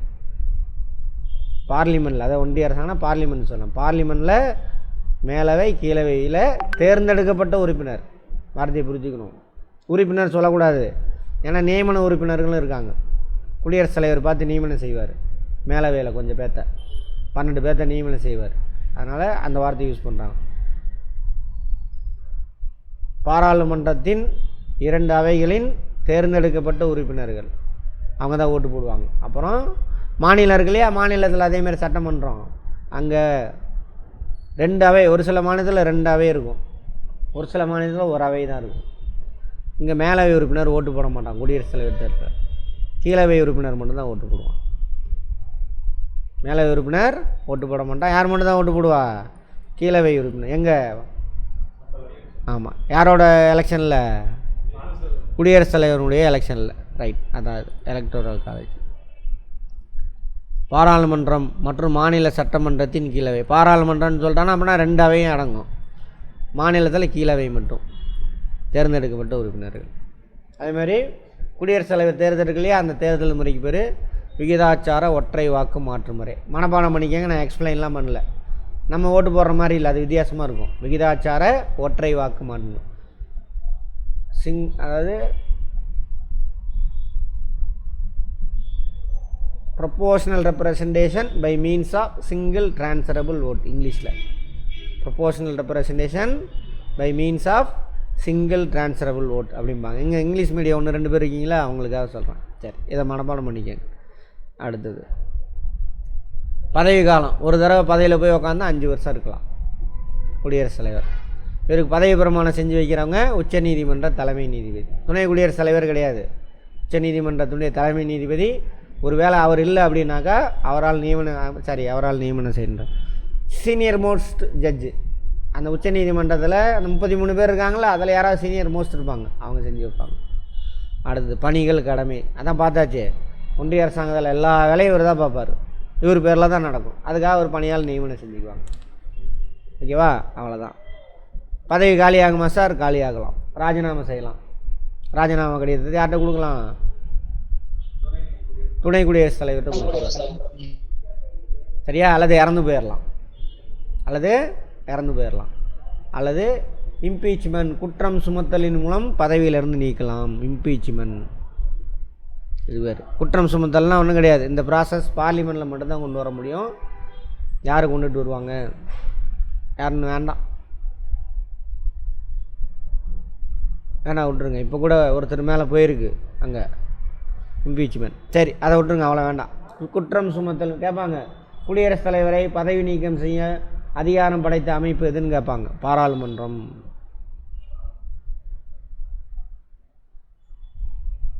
அந்த முறைக்கு பேர் தானே அது குற்றம் சுமத்தலின் மூலம் பதவியிலிருந்து நீக்குதல். கேட்பாங்க, குடியரசுத் தலைவரை பதவி நீக்க செய்ய அதிகாரம் படைத்த அமைப்பு எது? பார்லிமெண்ட். ரைட். அடுத்து பதவி காலம் முடிஞ்சுன்னா ஆட்டோமேட்டிக்காக அவர் அனுப்பிடுவாங்க. போதும், அவ்வளோதான். நான் எதெல்லாம் அழுத்தமாக சொன்னோன்னா அதை பார்த்துக்கோங்க. அதான் கொஸ்டினாக வரும். வந்தால் கொஸ்டினாக இப்போ சிவிக்ஸ்லேருந்து எடுத்தாங்க. அடுத்து துணை குடியரசுத் தலைவர். சேம் அதே தான், தகுதிகள்லாம் அதே தான். 35 வயது பூர்த்தி அடைஞ்சிருக்கணும், இந்திய குடிமகனாக இருக்கணும், அப்புறம் அரசாங்கத்தில் ஆதாயம் தரக்கூடிய பதவியில் இருக்கக்கூடாது. அடுத்தது ஒரே ஒரு வித்தியாசம், அவர் எந்த வகையில் உறுப்பினராக ஆகிறதுக்கு தகுதி, உறுப்பினராக இருக்கக்கூடாது, உறுப்பினராக தகுதி இருக்கணும். எந்த வகையில்? அவரை கேட்டங்க. குடியரசுத் தலைவர் இந்த வகையில் உறுப்பினராக தகுதியோடு இருக்கணும், துணை குடியரசுத் தலைவர் இந்த வகையில் உறுப்பினராக தகுதியோடு இருக்கணும். ஓகேவா? அடுத்தது வாக்காளர் பட்டியல். அவருக்கு யார் யாரெல்லாம் ஓட்டு போட்டாங்க? பாராளுமன்றத்தில் 2 அவையினுடைய தேர்ந்தெடுக்கப்பட்ட உறுப்பினர்கள். பார்லிமெண்ட்டுன்னு ஒரே வார்த்தையிலையும் சொல்லலாம், 2 அவைன்னு பிரிச்சும் சொல்லலாம், ரெண்டும் ஒரே அர்த்தம் தான். அடுத்தது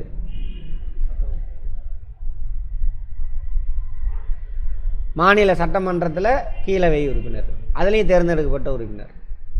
இந்த 3 குரூப்பு தான் ஓட்டு போடுவாங்க. ஓகேவா? இவருக்கு துணை குடியரசுத் தலைவருக்கு பிரித்து பார்த்துட்டுனா வேலை முடிஞ்சு போச்சு. துணை குடியரசுத் தலைவருக்கு பார்லிமெண்ட்டினுடைய 2 அவையினுடைய உறுப்பினர்கள், மொட்டையாக சொல்லிட்டேன் உறுப்பினர்கள் அப்படின்னு. அப்படின்னா என்ன அர்த்தம்? தேர்ந்தெடுக்கப்பட்ட உறுப்பினர்கள், நியமன உறுப்பினர்கள் எல்லாருமே ஓட்டு போடுவாங்க. பார்லிமெண்ட்டில் மட்டும், மாநில சட்டமன்றத்திலேருந்து உறுப்பினர்கள் யாரும் ஓட்டு போட மாட்டாங்க துணை குடியரசுத் தலைவர். ஓகேவா? அவ்வளோதான். பதவி காலம் சார், ஒரு தடவை பதவி வந்தால் 5 வருஷம் இருக்கலாம். நடுவில் வேணால் ராஜினாமா கொடுத்துட்டு போயிடலாம். இந்த இப்போ கூட ஒருத்தர் போயிட்டார்ல, ஆமாம், அந்த மாதிரி போயிடலாம். அடுத்தது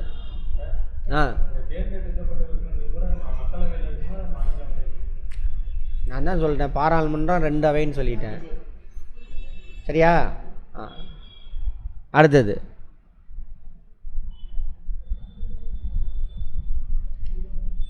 இவரோட பணிகள், கடமைகள் இதெல்லாம் பார்க்குறோம். இவர் சும்மா இருக்கக்கூடாது. இவருக்கு ஒரு வேலையுமே கிடையாது, ஜாலியாக சுற்றிக்கிட்டே இருக்க வேண்டியது தான். குடியரசுத் தலைவர் சொன்னால, குடியரசுத் தலைவர் பதவி எப்போ காலியாகுதோ, திடீர்னு இறந்து போயிட்டாவோ, ராஜினாமா பண்ணிட்டாலோ, அவரை பதவி தூக்கிட்டாங்களோ, அந்த மாதிரி டைமில் இவர் அந்த சீட்டில் போய் உடனே அவர் போனோன்னா அடுத்த 1 மணி நேரத்தில் இவரை உட்கார வைக்கணும். அதுக்காக இவர் அப்படியே வச்சுருக்காங்க பொம்மையாக. அவருக்கு அசிஸ்டண்ட்லாம் கிடையாது. அவருக்கு போய் எடுப்பிடி வேலை, அந்த பேப்பர் எடுத்துகிட்டு வாப்பா, அந்த பேப்பர் எடுத்துகிட்டு வாப்பா, எனக்கா அங்கே போய் அந்த வேலையை பார்ப்பா, அதெல்லாம் கிடையவே கிடையாது. கேள்வி அதெல்லாம் அசிஸ்டண்ட்லாம் கிடையாது அவர். ஓகேவா? சரி.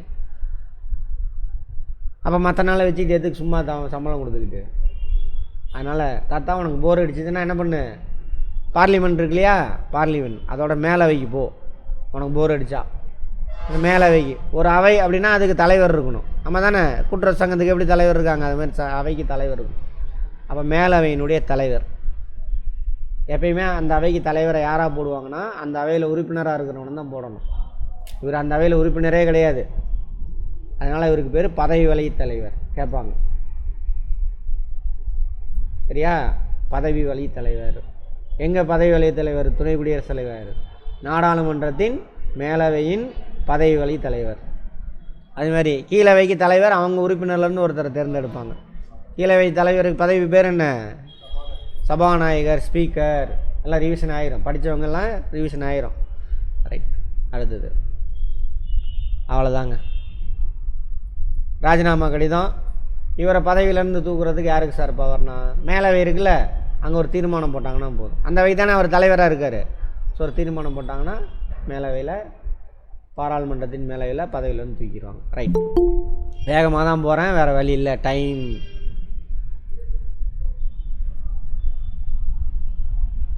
படித்தவங்க சார் டிஎன்பிசி படிக்கிறேன் சார், ஓகே, சும்மா உட்காந்து கவனிங்க, உட்காந்து படிக்கிறதுக்கு ரிவிஷன் ஆகிரும் எல்லாமே. புக் எடுத்து நீயாக படிக்கிறது வேறு, என் கிளாஸ் அட்டன் பண்ணுறது வேறு. என் கிளாஸ் கொஞ்சம் குழப்பி விடும். குழம்புன குட்டையில் தான் மீன் பிடிக்கலாம், குழப்பி விட்டு கிளியர் பண்ணி விட்டுருவேன். சரியா? ஆமாம். ரைட். பிரதம அமைச்சர், இங்கேயும் நிறையா உங்கள் கான்செப்ட்லாம் உடையும். ரைட். சரி, யாராக இருக்காங்களோ அதை விட்டுருங்க, அதை கேட்க மாட்டாங்க. இந்திய குடிமகனாக இருக்கணுங்க, அவ்வளோதாங்க. பிரதமர் ஆகணும்னா ஒருத்தர் எம்பியாக இருக்கணுமா? ஆன்லைனில் யாராவது எல்லாமே இருக்கலாங்க சார், ஆனா 6 மாசத்துக்குள்ள ஒரு இருக்கணும். Very good. சரி, இருக்கணும்னு அவசியம்லாம் கிடையாது. ஒருத்தர் பிரதமராக பதவி ஏற்கிறதுக்கு எந்த அவையிலும் உறுப்பினராக இருக்கணும்னு அவசியமே கிடையாது. குடியரசுத் தலைவரை பார்த்து யாரை வேணாலும் போய் உட்காரப்பா அப்படின்னு சொல்லிடுவார். என்ன சார் அப்படி சொல்லிட்டீங்க அப்படின்னா பார்ப்போம். அடுத்தது தேர்ந்தெடுக்கும் முறை. குடியரசுத் தலைவர் தான் தேர்ந்தெடுக்கிறாரு. யாரை குடியரசுத் தலைவர் வந்துட்டு பிரைம் மினிஸ்டராக போய் உட்கார வைப்பார்? பெரும்பான்மை கட்சி எங்க பாராளுமன்றத்திலையா? ஆமாவா? மக்களவை. Very good madam. உங்கள் பேர் என்ன? உஷாராணிங்க sir. Usharani, very good, super. மக்களவையில் பெரும்பான்மை உறுப்பினர் யாரை கையை காட்டுறானோ அவனை தான் குடியரசுத் தலைவர் அந்த பதவியில் போய் உட்கார வைப்பார், பிரைம் மினிஸ்டராக. மக்களவையில் பெரும்பான்மை. மக்களவை உறுப்பினர் எண்ணிக்கை எத்தனை? 545. 45னா தப்பு. 43. 2 பேர் நியமன உறுப்பினர் படிச்சிருப்பீங்க, அதெல்லாம் கிடையாது, இப்போ தூக்கிட்டாங்க. சைக்கிள் கேப்பில் காலி பண்ணிட்டாங்க. ஆங்கில வண்டியரை நியமனம் செய்வாங்க இல்லையா, அது இல்லை. குடியரசுத் தலைவர் நியமனம் செய்வது, அதெல்லாம் தூக்கிட்டாங்க. 543 தான். மாற்றிக்கங்க டிஎன்பிசி படிக்கிறவங்களாம். Okay, okay sir. 543. இந்த 543 பெரும்பான்மையான எத்தனை பேர்? 272 ப்ளஸ் 1 இருந்தால் போதும். இந்த 273 பேர் அல்லது 272 பேர் குறைஞ்சபட்சம், அதிகபட்சம் 300 பேர் இருக்கலாம், 400 பேர் இருக்கலாம், இறங்கலாம். அதேமாதிரி அது ஒரே கட்சியை சேர்ந்தவனாக இருக்கலாம், நிறைய கட்சியை சேர்ந்தவனாக இருக்கலாம். இந்த 272 பேர் ஒரே கட்சியை சேர்ந்தவனாக இருந்தானாக்கா ஒரு கட்சி ஓகே பெரும்பான்மை. 2-3 கட்சியை சேர்ந்தவனாக இருந்தால் கூட்டணி ஆச்சு, அவ்வளோதான். அப்போ 272 பேர் யாரை கை காட்டுறானோ அவனை குடியரசுத் தலைவர் என்ன பண்ணுவார்? பிரைம் மினிஸ்டர் போய் உட்கார வைப்பார். சரி, பிரைம் மினிஸ்டரோட பதவி காலம் எத்தனை மேடம்? சரணி மேடம். மக்களவையில பெரும்பான்மை இருக்கும் வரைக்கும். சூப்பர், நல்லா படிச்சிருக்காங்க முடிஞ்சு. மக்களவையில் குடியரசுத் தலைவரோட பதவி காலம்லாம் குடியரசுத் தலைவர்ன்றேன், பிரதம மந்திரிக்கு பதவி காலம்லாம் எதுவும் கிடையாது. சரியா? பெரும்பான்மை இருக்கிற வரைக்கும் அது அப்படியும் கிடையாது, அதை மறைமுகமாக இருக்கும். வெளிப்படையாக என்ன சார் அப்படின்னாக்கா, பிரதம மந்திரியின் பதவி காலம் குடியரசுத் தலைவர் விரும்பும் வரை, அவ்வளோதான். அங்கே தான் புக்கில் அப்படி தான் இருக்குது, கான்ஸ்டியூஷனில். குடியரசுத் தலைவர் எது வரைக்கும் விரும்புவார்? மக்களவையில் பெரும்பான்மை உறுப்பினர் ஆதரவு இருக்கிற வரைக்கும் விரும்புவார். ஓகேங்களா மேடம்? புரிஞ்சுதுங்களா? லிட்டரலாக என்ன இருக்கும் அங்கே? குடியரசுத் தலைவர் கேட்பாங்க, பிரதம மந்திரியின் பதவி காலம் எவ்வளவு? என்னது? குடியரசுத் தலைவர் விரும்பும் வரை, அதுதான் கரெக்ட். ஓகேவா? பதவி காலம், குறிப்பிட்ட பதவி காலம் எதுவும் இல்லை. அடுத்தது குட். குறிப்பிட்ட இவங்க 2 பேர்த்து மாதிரிலாம் 5 வருஷம் அதெல்லாம் கிடையாது. அடுத்தது பதவி பிரமாணம் குடியரசுத் தலைவர். இங்கே பாருங்கள், குடியரசுத் தலைவருக்கு மட்டும்தான் உச்சநீதிமன்ற நீதிபதி செஞ்சு வைப்பார். நல்லா புரிஞ்சுக்கோங்க, ஒரே கல்லில் நிறையா மாங்காய். சரியா? மற்ற எல்லாத்துக்கும் குடியரசுத் தலைவர் தான் பதவி பிரமாணம் செஞ்சு வைப்பார். குடியரசுத் தலைவருக்கு மட்டும்தான் உச்சநீதிமன்ற தலைமை நீதிபதி பதவி பிரமாணம் செஞ்சு வைப்பார் ஒன்றிய அரசாங்கத்தில். மற்ற எல்லாத்துக்கும் குடியரசுத் தலைவர் தான்.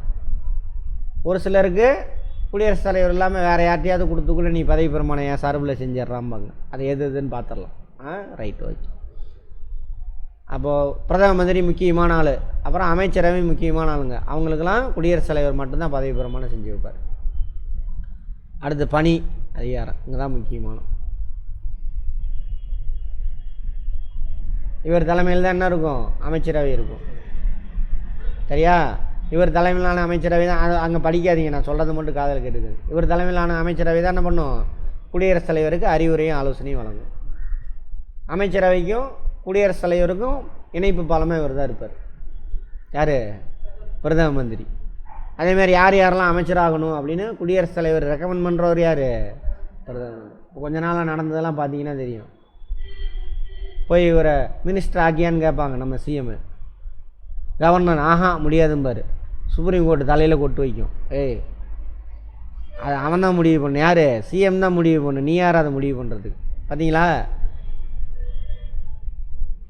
அதே தான் அங்கேயும் ஒன்றிய அரசாங்கத்தில். இங்கே எப்படி? அங்கே ஒன்றிய அரசாங்கத்தில் குடியரசுத் தலைவர் இடத்துல தான் இங்கே கவர்னர். அங்கே பிரதம மந்திரி தலைமையில் அமைச்சரவை, இங்கே முதல் மந்திரி தலைமையில் அமைச்சரவை. சரியா? நல்லா புரிஞ்சுக்கங்க. அந்த மாதிரி அவ்வளோதான். அப்போது அமைச்சரவையில் யாரெல்லாம் மந்திரி ஆகணும் அப்படின்னு முடிவு குடியரசுத் தலைவருக்கு ஆலோசனை கொடுக்குறது யார்? பிரதம மந்திரி. பிரதம மந்திரி ஆகணும் அப்படின்னாக்கா குடியரசுத் தலைவர் எப்படி முடிவு பண்ணுவார்? பிரதம மந்திரி கொஸ்டினை உள்ளே வாங்கிட்டு சொல்லுங்கள். நானே பிபியில் இருக்கேன். பிரதம மந்திரி பதவி ஏற்றுக்கணுன்னாக்கா யார் முடிவு பண்ணுவா? மக்களவையின் பெரும்பான்மையான உறுப்பினர் யார் சொல்கிறாங்களோ அவர் தான் யார்? பிரதம மந்திரி. யார் நியமனம் செய்வா? குடியரசுத் தலைவர் நியமனம் செய்வார். அதான் ரைட், ஓகே. அமைச்சர்களை யார் முடிவு செய்வா?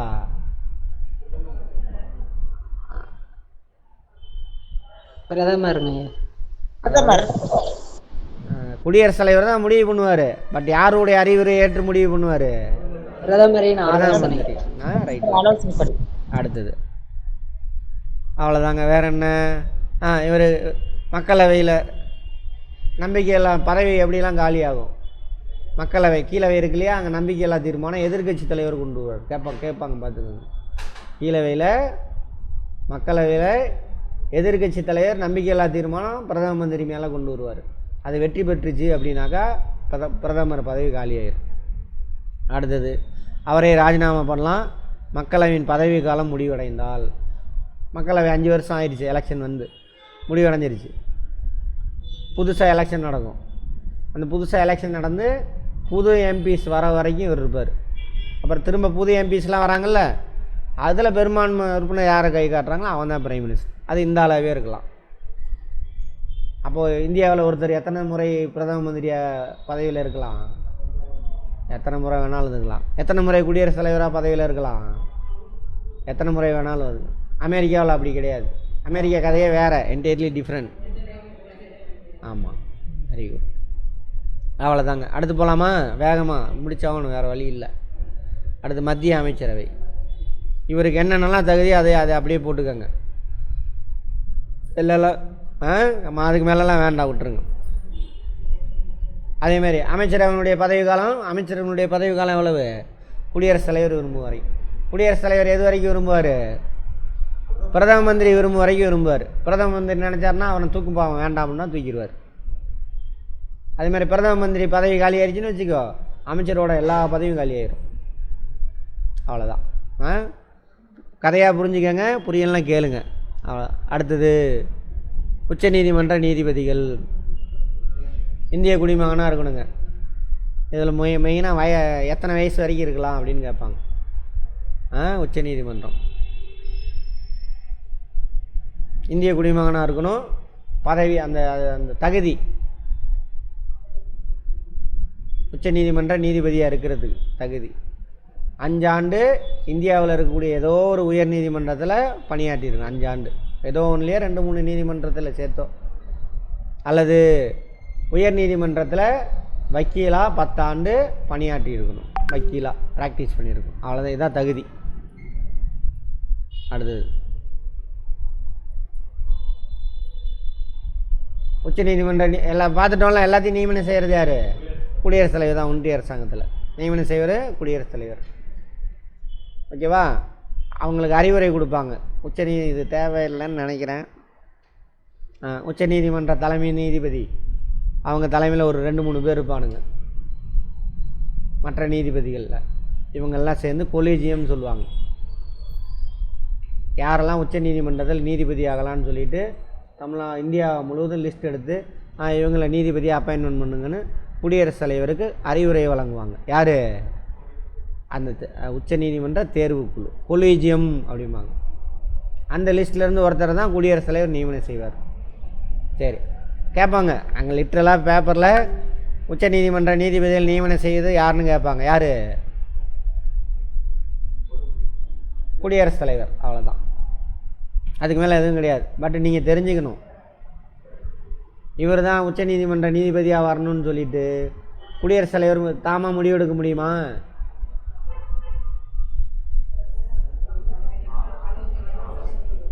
அமைச்சரவை யாரை கை காட்டுறானோ அவனை தான் நியமிக்க முடியும். ஓகேவா? அதேமாரி எலெக்ஷன் கமிஷன் ஆஃப் இந்தியா இருக்குல்ல, இந்திய தேர்தல் ஆணையம், அதனுடைய தேர்தல் ஆணையர்கள்லாம் நியமிக்கிறாங்கல்ல, அவராக நியமிக்க முடியுமா? யாரா? குடியரசுத் தலைவராக நியமிக்க முடியுமா? யார் சொல்லணும்? அதுவும் அமைச்சரவை தான் சொல்லணும். மற்ற பணியாளர் இருக்காங்கள்ல, CAG, election commission of India, தேர்தல் ஆணையம், அப்புறம் என்னது சரி அதான் மத்திய பணியாளர் தேர்வாணையம், அதேமாதிரி நிதிக்குழு, இவங்க எல்லாத்தையும் நியமிக்கிற யார்? குடியரசுத் தலைவர். கேட்பாங்க நியமிக்கிறது யாருன்னு கேட்பாங்க. பதவி பிரமாணம் செஞ்சு வைக்கிறது யாருன்னு கேட்பாங்க. குடியரசுத் தலைவர் தான். அங்கே இதே கிடையாது. பட் மறைமுகமாக அதுக்கு யார் அறிவுரை வழங்குவா? அமைச்சரவை சொல்கிறவங்கள தான் நியமிக்கணும். அவர் இஷ்டத்தில் நியமிக்க முடியாது. இது மறைமுகம். ரைட். அடுத்தது தேவையானது மட்டும் சொல்லி முடிச்சிடுறேன். அவ்வளோதாங்க, இது மட்டும் போதும். அதேமாதிரி இவருக்கு உச்ச நீதிமன்ற நீதிபதியை பதவியிலேருந்து தூக்க முடியுமானா தூக்க முடியும். குடியரசுத் தலைவரை தூக்கலாம்ல பார்லிமெண்ட்டு, அது மாதிரி உச்ச நீதிமன்ற நீதிபதியை பதவியிலேருந்து தூக்க முடியுமானா தூக்க முடியும். யார் தூக்கலான்னா பார்லிமெண்ட். ஓகேவா? அடுத்தது சிஏஜி, கணக்கு வழக்கு சரிபார்க்க. ஒன்றிய அரசாங்கத்துடைய கணக்கு வழக்குகளை சரிபார்க்கறது. அவர் தான் யார்? சிஏஜி. கேட்பாங்க, ஒன்றிய அரசின் கணக்கு வழக்கில் சரிபார்க்கும் நபர் யார்? Controller and auditor general of India. Right, அவ்வளோதான். இந்திய குடிமகனாக இருக்கணும். இதேமாரி இங்கே ஒன்று விட்டுட்டேன்னா, பதவி காலம் எவ்வளோ நாள் சார் இருக்கலாம்? யார்? உச்ச நீதிமன்ற நீதிபதி 65 வயசு வரைக்கும் இருக்கலாம். அவ்வளோதான் பதவி காலம். வேறு எந்த இதுவுமே இதில் சொல்லலை. ஒருத்தர் 30 வயசில் உச்ச நீதிமன்றத்தில் நீதிபதியாக போய் உட்காந்தாருன்னா எத்தனை வயசு வரைக்கும் இருக்கலாம்? 65 வயசு வரைக்கும், இன்னும் 35 வருஷம் இருக்கலாம். சரியா? ஆனால் அந்த மாதிரி அப்பாயின்மெண்ட் நடக்காது. இங்கே மொட்டையாக சொல்லியிருக்காங்க, உச்ச நீதிமன்றத்தில் நீதிபதி ஆகிறதுக்கு நீதிபதியாக எவ்வளோ நாள் இருக்கலாம் அப்படின்னா 65 வயது பூர்த்தியாக வரைக்கும் இருக்கலாம். அவ்வளோதான். தலைமை நீதிபதிக்கு அதான், மற்ற நீதிபதிகளுக்கும் அதுதான். ரைட். அடுத்தது அரசு கணக்கு தணிக்கையாளர். ரைட். தணிக்கை துறையில் சிறந்த அனுபவம் பெற்றவங்களாம் இருக்கணும். அவ்வளோதான், வேறு ஒன்றும் இல்லை. இவங்களெல்லாம் நியமனம் செய்கிறது யாருன்னு கேட்பாங்க. அவ்வளோதான். அப்புறம் பதவி காலம் எடுத்துக்கோங்க. அரசு கணக்கு தணிக்கையாளர் பதவி காலம் இவ்வளோ தான், 6 வருஷம். பாருங்க, உச்ச நீதிமன்ற நீதிபதிக்கு மட்டும்தான் கிடையாது 6 வருஷம். மற்ற எல்லா பணியாளரும், அரசு கணக்கு தணிக்கையாளர், அப்புறம் இந்திய தேர்தல் ஆணையம், மத்திய பணியாளர் ஆணையம், இவங்க தான் பணியாளர்கள். இவங்களுக்கெல்லாம் 6 வருஷம் அல்லது 65 வயது. இதில் எது முன்னாடி வருதோ பதவி விட்டு காலியாக இருக்கும். 6 வருஷம் அல்லது 65 வயது. நோட் பண்ணிக்கோங்க. அவ்வளோதான். வேறு என்ன இருக்குது? இந்திய தேர்தல் ஆணையமா? சரி, இந்திய தேர்தல் ஆணையம் யார் யாருக்கெல்லாம் தேர்தல் நடத்துவாங்க சார் அப்படின்னாக்கா, பணி இங்கே பாருங்கள், நோட் பண்ணிக்கோங்க. இந்திய தேர்தல் ஆணையம் யார் யாருக்கெல்லாம் தேர்தல் நடத்துவாங்க?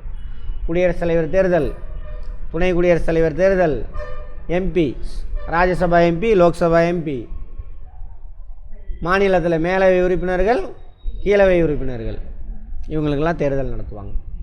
முக்கியமான பாயிண்ட், நோட் பண்ணிக்கோங்க. அவ்வளோதான். பதவி காலம் 6லேருந்து 65. அதே மாதிரி இவங்களை நியமனம் செய்கிறது யார்? ஒரே வழி தான், ஒரே அடி தான். யார்? குடியரசுத் தலைவர். அவ்வளோதான். அடுத்து மத்திய பணியாளர் தேர்வாணையம், அதே கதை தான். 6 வயசு, 6 வருஷம் அல்லது 65 வயசு. அவ்வளோதான். இவங்களோட வேலை என்ன? ஒன்றிய பணியாளர்கள்லாம் என்ன பண்ணணும்? எக்ஸாம் வச்சு தகுதியானவர்கள் தேர்ந்தெடுத்து கொடுக்கணும். அவ்வளோதான், முடிஞ்சுது. அடுத்தது நிதிக்குழு, ஃபினான்ஸ் கமிஷன். இதை 5 ஆண்டுக்கு ஒரு தடவை குடியரசுத் தலைவர் நியமிப்பார். இப்போ எத்தனாவது நிதிக்குழு இருக்குது? கரண்ட் அஃபேரில் கேட்பாங்க. 16வது நிதிக்குழு. அதுக்கு தலைவர் யார்? Current affair Arvind Panagariya. அரவிந்த் பன்காரியா. பனகாரியாவா? பனகாரியா. அரவிந்த். நோட் பண்ணிக்கங்க. Current affairs Arvind Panagariya. 16வது நிதிக்குழு. கரண்ட் அஃபேர் இது கேட்பாங்க, பார்த்துக்கோங்க. அவ்வளோதாங்க. இவங்க 5 வருஷம் இருக்கலாங்க. அவ்வளோதான். இதெல்லாம் தேவையில்லை உங்களுக்கு. குடியரசுத் தலைவர் இவங்க எல்லாத்தையும் நியமனம் செய்கிறது யார்? குடியரசுத் தலைவர். சரி, ஒரு லைனுக்கு வந்துடலாமா? ரைட். இதில் ஒன்றிய அரசாங்கத்தில் எல்லா வேலையும் யார் செய்வா? குடியரசுத் தலைவர். அவருக்கு அறிவுரையும் ஆலோசனையும் வழங்குறது யார்? அப்போ அவராக சுயமாக எந்த முடிவு எடுக்க முடியாது. கரெக்டா? சரி.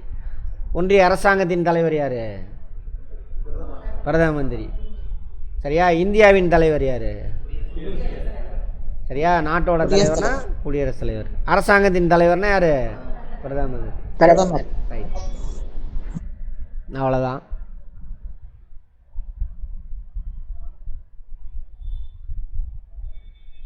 ஒன்றிய அரசாங்கத்தில் இருக்கக்கூடிய துணை குடியரசுத் தலைவர், பிரதம மந்திரி, அமைச்சர்கள், ஒன்றிய அரசாங்கத்தில் அட்டார்னி ஜெனரல், அப்புறம் உச்சநீதிமன்ற நீதிபதி, சிஏஜி, ஒன்றிய பணியாளர் தேர்வாணைய உறுப்பினர்கள், இவங்க எல்லாத்தையும் நியமனம் செய்கிறது யார்? குடியரசுத் தலைவர். ஓகேவா? ரைட். இதில் பாராளுமன்றம் தான் அவங்க பதவி நீக்க முடியும் அப்படின்றவங்க யார் யார்? குடியரசுத் தலைவர் 1. இன்னொரு தடவை சொன்னேன், உச்ச நீதிமன்ற நீதிபதிகள், பார்லிமெண்ட் தான் பதவியிலேருந்து தூக்க முடியும். அடுத்தது அரசு கணக்கு தணிக்கையாளர், பார்லிமெண்ட்டில் தான் பதவி விட்டு தூக்க முடியும். அரசு கணக்கு தணிக்கையாளர் அதே மாதிரி எலெக்ஷன் கமிஷனர் இருக்காங்களே, அதில் சீஃப் எலெக்ஷன் கமிஷனர். மொத்தம் எத்தனை எலெக்ஷன் கமிஷனர் இருப்பாங்க? 3 பேர். ஒரு சீஃப் எலெக்ஷன் கமிஷனர், 2 எலெக்ஷன். அது சீஃப் எலெக்ஷன் கமிஷனர் இந்த 4 பேர்த்தையும் பதவியிலிருந்து அவங்களாம் ராஜினாமா பண்ணலாம், அல்லது பதவி காலம் முடிஞ்சால் வீட்டுக்கு போயிடலாம்.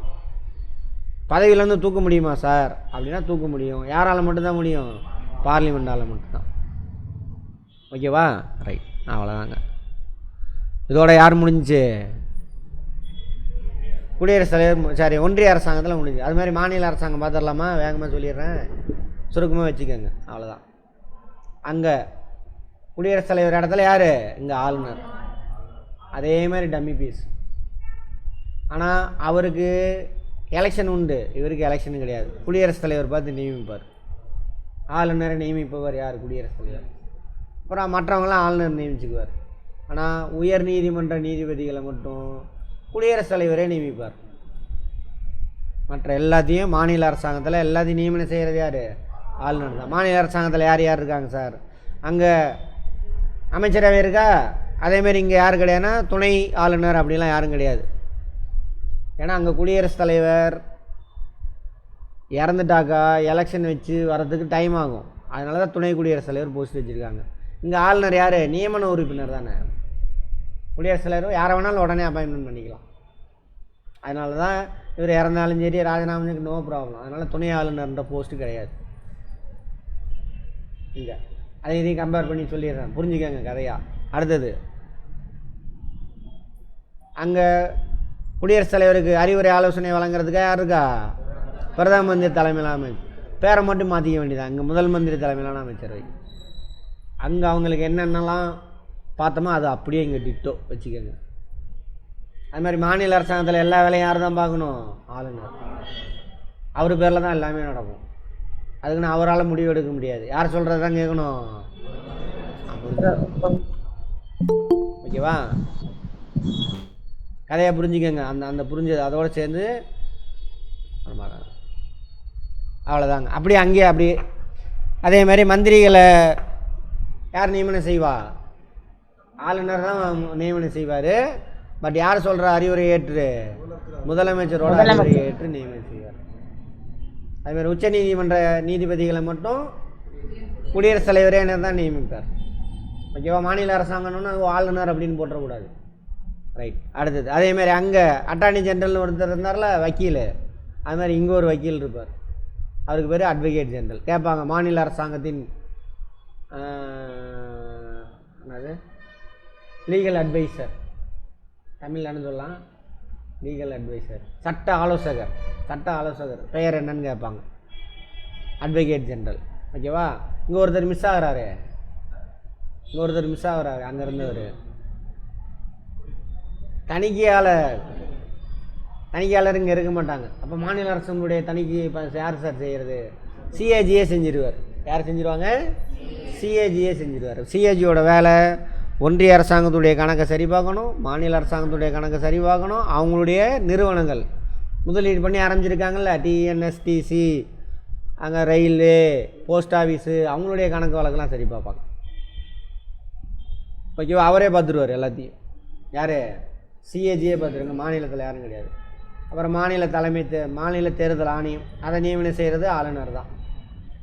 அதே மாதிரி அங்கே பார்த்தோம்ல, அங்கே 65 வயசுன்னு சொன்னாங்கல்ல உச்ச நீதிமன்ற நீதிபதிகள் தலைவர். இது அங்கே 65னா அங்கே 62. இங்கே யார் இருக்கா? உயர்நீதிமன்றம். உயர்நீதிமன்ற நீதிபதியினுடைய பதவிகள் 62 வயசு. இன்னும் 2 பேர் பார்த்தோமா? மாநில. அது மாதிரி அங்கே தேர்தல் ஆணையம் பார்த்துருப்போம். அது மாதிரி இங்கே மாநில தேர்தல் ஆணையம் இருக்கும். அது மாதிரி அங்கே பணியாளர் தேர்வாணையம் பார்த்துருப்போம். இங்கே மாநிலத்துலேயும் பணியாளர் தேர்வாணையம். சரி, எம்பி எம்எல்ஏலாம் எலெக்ஷன் கமிஷன் ஆஃப் இந்தியாவே செஞ்சிட்றான். ஆளுநருக்கு இங்கே தேர்தல் இல்லை. அதுமாதிரி பிரசிடெண்ட்டு, குடியரசுத் தலைவருக்கும் எலெக்ஷன் கமிஷன் ஆஃப் இந்தியாவே எலெக்ஷன் வச்சிட்றான். அப்போ மாநில பணியாளர் தேர்வாணையத்துக்கு என்ன வேலை? லோக்கல் உள்ளாட்சி அமைப்பு பார்த்தோம்ல, கவுன்சிலரு, வார்டு மெம்பரு, மேயர் தேர்தல் அதெல்லாம் நடத்துறதுக்கு தான் இது. ஓகேவா? அங்கே ஒன்றியத்தில் இந்த எலெக்ஷன் கமிஷன் ஆஃப் இந்தியாவுடைய பதவி காலம் எவ்வளவு? 6 வருடம் அல்லது 65 வயது, எது முன்னாடி வருதோ போயிடணும். அது அப்போ இவருக்கு அதே 6 வருடம் அல்லது 62 வயசு. அங்கே 65, அங்கே 62, அவ்வளோதான், முடிஞ்சு போச்சு. அது மாதிரி மாநில பணியாளர், அங்கே ஒன்றிய பணியாளர் தேர்வாணையத்துக்கு பதவி காலம் எவ்வளோன்னு பார்த்தோம்? ஒன்றியதுங்க 6 வருஷம் அல்லது 65 வயசு, எது முன்னாடி வருதோ போயிடணும். அது மாதிரி மாநில பணியாளர் தேர்வாணையத்துக்கு 6 வருஷம் 62 வயசு, எது முன்னாடி வருதோ போயிடணும், அவ்வளோதான். சரியா? வேறு ஒன்றும் கிடையாது. ஓவர். இப்போ யார் யாருக்கு நிறைய கொஸ்டின் இதை வச்சு நீங்கள் புரிஞ்சுக்கிட்டு எழுதலாம். ரிவிஷன் மட்டும் லைட்டாக பண்ணிக்க, ஒரு தடவை 2 தடவை பார்த்துக்கிறது, இதோட ஓவர். அதே மாதிரி இன்னும் ஒன்று, உயர் நீதிமன்ற நீதிபதிகள் இருக்காங்க இல்லையா, அவங்களையும் பதவி நீக்கம் செய்கிறதுக்கு அதிகாரம் பார்லிமெண்ட்டுக்கு தான் உண்டு. மாநில சட்டப்பேரவை கிடையாது, பார்லிமெண்ட்டுக்கு தான். நோட் பண்ணிக்கங்க, இந்த கேள்வி வரும். குடியரசுத் தலைவர்லாம் இல்லை, அவர்லாம் அப்ரூவல்லாம் கிடையாது. பார்லிமெண்ட் நினச்சா தூக்கி கடைசியில் அதை விட்டுருங்க. பார்லிமெண்ட்டு கொடுத்தா அவன் ஓகே, பார்லிமெண்ட் தான் தூக்குவோம். பார்லிமெண்ட்டுக்குள்ளே அவர் வந்துடுவார். பார்லிமெண்ட்னா என்ன அர்த்தம்? 3 அடுக்கு, கீழவை மேலவை குடியரசுத் தலைவர். கடைசியில் அவர் கையெழுத்து போடணும், அது கடைசியாக. பார்லிமெண்ட்னா அதில் அவரும் அடங்கிடுவார்.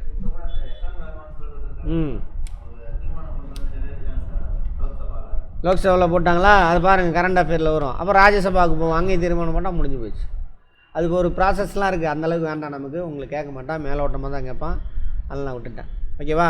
வேறு ஏதாவது கேட்கணுமா? இந்த இப்போ ஒருத்தர் சார், இந்த விஸ்வந்த் சர்மாவை தூக்குறாரு சார், அந்த மாதிரியா சார்? அவர் பேர் என்ன? விஸ்வந்த் சர்மாவா? அவர் பேர் அதான் யஷ்வந்த் வர்மா. ஆமாம், அதே மாதிரி தான், அதே தான். அவர் உச்ச நீதிமன்ற நீதிபதி. நிறைய கட்டுக்கட்டாக பணம் மாட்டிச்சு அப்படின்னு. ஆமாம். Very good. வேறு ஏதாவது டவுட் இருக்கா அதில் பார்த்ததில்ல? வேறு வழி இல்லை. இந்த ஷார்ட் பீரியடில் நான் இவ்வளோ வேகமாலாம் நான் எடுத்தது இல்லை, வேறு வழி இல்லை. 50 நாள், அதனால் ரைட். இதை ஒரு தடவை மட்டும் ரிவிஷன் பண்ணிக்கோங்க. டவுட் இருக்கிறத கேளுங்க, எடுத்து பார்த்துருங்க, கேள்வி கேட்கணும். அதேமாதிரி ஒன்று கம்பேர் பண்ணி வந்தீங்கன்னா மறக்காது. சார், இந்த மெட்டீரியல் நீங்க கொடுத்த மெட்டீரியலோட இல்லையே சார், இது தனியா தருவீங்க? அது போங்க மேடம், நம்ம ஆப் இருக்கு இல்லையா, அந்த ஆப்பில் எல்லாம் இந்த எல்லா மெட்டீரியலும் நான் அப்லோட் பண்ணிட்டேன். டவுன்லோட் பண்ணி எடுத்துக்கோங்க பிரிண்ட். ஓகேங்களா மேடம்? அந்தந்த இது சிவிக்ஸு அதேமாதிரி இந்த வீடியோ வந்து எங்கே இருக்குன்னா, அங்கே சிவிக்ஸ் இருக்கு இல்லையா, என்னது குடிமையியல் அந்த மெட்டீரியல், இந்த மெட்டீரியல் இருக்கும் 3மே. அடுத்து ஃபஸ்ட்டு வீடியோவே இது வந்துடும், அடுத்தடுத்த வீடியோ அடுத்து வந்துடும். அடுத்து அது இது அவ்வளோதான். அடுத்து எல்லாம் நம்ம புக்கில் இருந்து எடுத்த ஃபேக்ட்டு, அது வேகமாக ஓட்டிடலாம் குயிக்காக. சரியா? ரைட். வேறு மேடம்? வேறு சார் தமிழில் எத்தனை கொஸ்டினிங் சார் டிஆர்பியில் எக்ஸாமுக்கு? தமிழில் நான் அப்ராக்சிமேட்டாக சொல்கிறேன் மேடம், ஒரு 15லேருந்து 20 கொஸ்டின் வரலாம் மேடம். சரிங்க சார். நான் தமிழ் நீங்களாம் ரொம்பலாம் ரிஸ்க் எடுக்காதீங்க, நான் எடுத்து தரேன், அதை மட்டும் படிச்சுக்கோங்க. நீங்கள் படிச்சிருந்தீங்கன்னா சந்தோஷம். ஓகேங்களா? அவன் சிலபஸ் கொடுத்துருக்காங்களா, அதிலிருந்து மட்டும் எடுத்து தரேன், அது மட்டும் படிச்சுக்கோங்க. சரிங்க சார். ரொம்ப இம்பார்ட்டன்ட் சார். நீங்க எடுக்கிற கிளாஸஸ் மட்டும் இது பண்ணிக்கிட்டா போதுமா சார்? ஆமாம் மேடம், போதும் மேடம். அதான் மேடம், அவ்வளோதான். உங்களுக்கு டைம் இருக்குது. தயவு செஞ்சு வெளியில் போய் எதுவும் படிக்காதீங்க. நான் நடத்துகிறத ஸ்ட்ராங்காக 2-3 தடவை பார்த்துக்கோங்க. ஆனால் நீங்கள் கொடுத்த மெட்டீரியல் நிறைய இருக்குன்ற சார். மேடம் அதில் நான் இம்பார்ட்டன்ட் சொல்கிறேன்ல, ஓகேங்க சார், அது மட்டும் போதும். நான் அதில் எது இம்பார்ட்டன்ட் சொல்கிறேனோ அதை மட்டும் பார்த்துக்கோங்க. இதுலேயே பாருங்கள் எவ்வளோ, இது நான் 2 நாள் எடுக்கிற கிளாஸை, அது 2 நாள்னா 4 மணி நேரம் 5 மணி நேரம் எடுக்கிற கிளாஸு. உங்களுக்கு எவ்வளோ நேரம் எடுத்திருக்கேன்? 1 மணி நேரம் 20 நிமிஷம் தான் எடுத்திருக்கேன். சரிங்களா? தெரிஞ்சிக்க வேண்டியது நிறையா இருக்குது, வேண்டாம். இந்த லெவலுக்கு தான் உங்களுக்கு வரும், அதோடு நிறுத்திட்டேன் கிறிஸ்பியாக. அதுவும் பாருங்கள், எப்போ மாநில அரசாங்கம் முடிச்சாச்சு, ஒன்றிய அரசாங்கம் 2மே முடிச்சிட்டேன். பெரிய கதை இது, அது முடிச்சாச்சு. இதே தான் ரிப்பீட்டடாக அங்கேயும் வரும். வயசு கீஸ் எல்லாம் வந்த கொஸ்டின் அதெல்லாம் தட்டி விட்டு போயிட்டே இருக்கும். ஓகேவா? அதேமாதிரி அங்கே மெட்டீரியலில் நான் ஆப்பில் வந்து ஒவ்வொரு சப்ஜெக்டாக தான் அப்லோட் பண்ணியிருப்பேன். சரிங்களா? அதில் எத்தனை 300 பக்கம் வருதா? ஒரு நாளைக்கு 30 பக்கம் கவர் பண்ணணும். 30 பக்கத்தில் உள்ள முக்கியமான கொஸ்டின் மட்டும் தான் டச் பண்ணிட்டு போவேன். அதிலேருந்து வரும், மேக்ஸிமம் வந்துடும். ஜிகேலேருந்து ஒரு 40லேருந்து 50 கொஸ்டின் எதிர்பார்க்கலாம். ஜிகேலேருந்து அவ்வளோதான் எதிர்பார்க்க முடியும். ஏன்னா அதில் 50 வந்துருச்சு. ஆப்டிடியூட் ரீசனிங்கில் 25 வந்துருச்சா? ஸோ 40லேருந்து 50 கொஸ்டின் எதிர்பார்க்கலாம். இது எக்ஸாக்டாக 50 நான் சொல்ல மாட்டேன், 40லேருந்து 50 இதில் வரலாம். சார் கரண்ட் அஃபேர் கட்டாயம் வரும் மேடம். அதுவும் நீங்கள் எங்கேயும் வெளியில் போகாதீங்க மேடம், நான் கொடுக்குறது மட்டும் பார்த்துக்கோங்க மேடம். நீங்கள் வெளியில் போய் படிங்க. எதை படிக்கிறீங்கன்னா, நம்ம நடத்தினதை இந்த வீடியோ ஒரு தடவை 2 தடவை பார்த்துட்டீங்க, டெஸ்ட்டு நல்லா எழுதிட்டீங்க, சாட்டிஸ்ஃபைடு. அதுக்கு மேலே உங்களுக்கு டைம் இருந்ததுன்னா முதல்ல மேக்ஸ் ரீசனிங் அதை போய் பாருங்கள் ஆர்டராக, சரிங்களா? அதுக்கு மேலே டைம் இருந்தால் மட்டும் வெளியே புக்கை எடுத்து படிங்க. ஐயோ அங்கங்க அவங்க அதேமாதிரி ஐயோ அவன் நிறையா படிக்கிறான் ஐயோ அப்படி இப்படின்னு பயந்தீங்கன்னா மண்டையில் ஏறாது. முதல்ல நல்லா தெரிஞ்சுக்கங்க, பயத்தை தூக்கி எரிஞ்சிருங்க வெளியில். 40 நாள் தான் இருக்குது, 50 நாள் தான் இருக்குது, முடியுமா அந்த பயத்தை தூக்கி எறிஞ்சிட்டு தைரியமாக உட்காந்து என்னையை மட்டும் ஃபாலோ பண்ணுங்கள், என் கிளாஸை மட்டும் ஃபாலோ பண்ணுங்கள். முதல்ல கண்டகடிய புக்கை படிக்காதீங்க முதல்ல, சரியா? போன தடவை அப்படி தான் நடந்தது. ஐயோ சார் உங்கள் கிளாஸை மட்டும் பார்த்துருந்தா எல்லாமே போட்டிருப்பேன் சார், மார்க் கம்மியாயிடுச்சு சார் அப்படின்னு நிறைய பேர் ஒழுங்காக ஃபாலோ பண்ணவங்களாம் போயிட்டான் உள்ள. கண்டது கடியை பார்த்து கான்ஃபிடென்ட்லாம் படித்தாங்கள்ல அவங்களாம் இப்போ இந்த தடவை மார்க் சார் இன்டர்வியூ வரைக்கும் போய் மார்க் போய் சார் உங்களே இருக்காங்க, ஆன்லைனில் அட்டன் பண்ணுறவங்களே இருக்காங்க. இன்னைக்கு காலைல கூட ஒருத்தர் பேசினார், இப்போ இந்த பேட்சில் சேர்ந்துருக்காங்க. அதனால் கான்ஃபிடெண்ட்டாக பயம் இருக்கும், நோ ப்ராப்ளம். நான் நம்பிக்கை என் மேலே வைங்க, சரியா? ரைட், பயப்படாமல் எழுதுங்க. Yes sir. சொல்லுங்கள் சார். சார் இந்த இது ஆப்ல வந்து சார் இந்த ஆன்லைன் ப்ரோக்ராம்ஸ்ல போஸ்ட் சொன்னீங்க, உங்களோட அந்த இதுக்குள்ள போயிட்டு ஆப்புக்குள்ள போயிட்டு. ஆமாம், அந்த இது அடுத்து ஜாயின் பேன்னு வருது சார், அந்த கோஆபரேட்டிவிட்டி. நீங்கள் அதுதான் நான் சொன்னேன் இல்லைங்களா, அது நீங்கள் ஆப் உள்ளே போயிட்டீங்க, ஆன்லைன் ப்ரோக்ராம் போயிட்டீங்க, அங்கே உங்களோட ஆப் டவுன்லோட் பண்ணிக்கிட்டு சார் ஆப் டவுன்லோட் ஆயிடுச்சு அப்படின்னு எனக்கு இன்ஃபர்மேஷன் கொடுக்க சொன்னால். ஆமாம் சார். அது அந்த ஜாயின் பண்ணிவிட்டு ஆப்பில் அப்படின்னு இன்ஃபர்மேஷன் கொடுங்க. அப்புறம் உங்கள் மெயில் ஐடியை அனுப்பிவிடுங்க. மெயில் ஐடியை அனுப்பிவிட்டு நான் ஆப்பில் என்ட்ரு ஆகிட்டேன், ஜாயின் ஆகிட்டேன் சார், லிங்க் கொடுங்க அப்படின்னு சொல்லுங்கள். எங்கள் ஐடி டீமில் கொடுத்து அதை ஓகே அக்சஸ் கொடுத்துருவாங்க உங்களுக்கு. அது பணம் கேட்கும், அதனால் யாரும் பணம்லாம் அதில் கட்டிடாதீங்க இன்னொரு தடவை. சரி சார், ஓகே சார். ஓகே. அதேமாதிரி நிறைய பேர் என்ன பண்ணுறாங்க, இந்த ஆப்பை போய் டவுன்லோட் பண்ணுறாங்க. இன்னொரு ஆப் இருக்கும் நம்மளுக்கு ப்ளே ஸ்டோரில், அந்த ஆப்பை டவுன்லோட் பண்ணுறாங்க. பண்ணாதீங்க, ஸ்பேசஸில் மட்டும் போங்க, அதுதான் இது இருக்கும் ஒன்று. நீங்கள் இந்த குரூப்பில் போட்டிருக்கீங்களா சார், அதானே போகணும் அதுக்குள்ள? அது ஓகே, நீங்கள் அது கரெக்டு, ஸ்பேசஸில் கரெக்டாக தான். அப்புறம் உங்களுக்கு ஜாயின் பண்ணிட்டோன்னு மெசேஜ் பண்ணணும் சார். ஆமாம் மேடம், மெசேஜ் பண்ணி எங்களை ஆட் பண்ணுங்கள், ப்ரோக்ராமில் ஆன்லைன் ப்ரோக்ராமில் ஆட் பண்ணுங்கன்னு சொல்லிட்டு போடுங்க. ஆப்பில் ஜாயின் ஆகிட்டேன், ஆன்லைன் ப்ரோக்ராமில் ஆட் பண்ணுங்கள் அப்படின்னு உங்கள் மெயில் ஐடியே போட்டு விடுங்க. மெயில் ஐடி பார்த்து தான் கொடுப்போம். சரிங்க சார். வேற நான் ஜாயின் ஆயிட்டேன், ஆனா மெசேஜ் போடவே இல்லை சார். அதை போடுங்க மேடம், போட்டிங்கன்னா அந்த சரி மெயில் ஐடி வேணும் கட்டாயம். Okay sir. அப்புறம் அடுத்தது இன்னும் இந்த புதுசாக சேர்றவங்க, இதுவும் டெமோ கிளாஸ் தானே போடுறோம், அதனால் புதுசாக சேர்றவங்க நிறைய ஃபோன் பண்ணுறாங்க எனக்கு. பாருங்க என்னால் பேசவே முடியல. தயவுசெய்து புதுசாக சேர விரும்புகிறவங்க நம்ம வெப்சைட்டுக்கு போங்க. வெப்சைட்டில் நம்ம கோஆபரேட்டிவ் அந்த பேஜுக்கு போங்க. கடைசியில் கீழே போனீங்கன்னாக்கா மேலேருந்து டெமோ கிளாஸஸ்லாம் இருக்கும், கிளாஸை பற்றின டீட்டெயிலு டெமோ கிளாஸ் இருக்கும். ஜாயின் பண்ணணுன்னாக்கா ஆப்ஷன் 3 இருக்கு இல்லையா, அந்த மெத்தடில் ஜாயின் பண்ணிக்கோங்க. ரெக்கார்டர் கிளாஸு,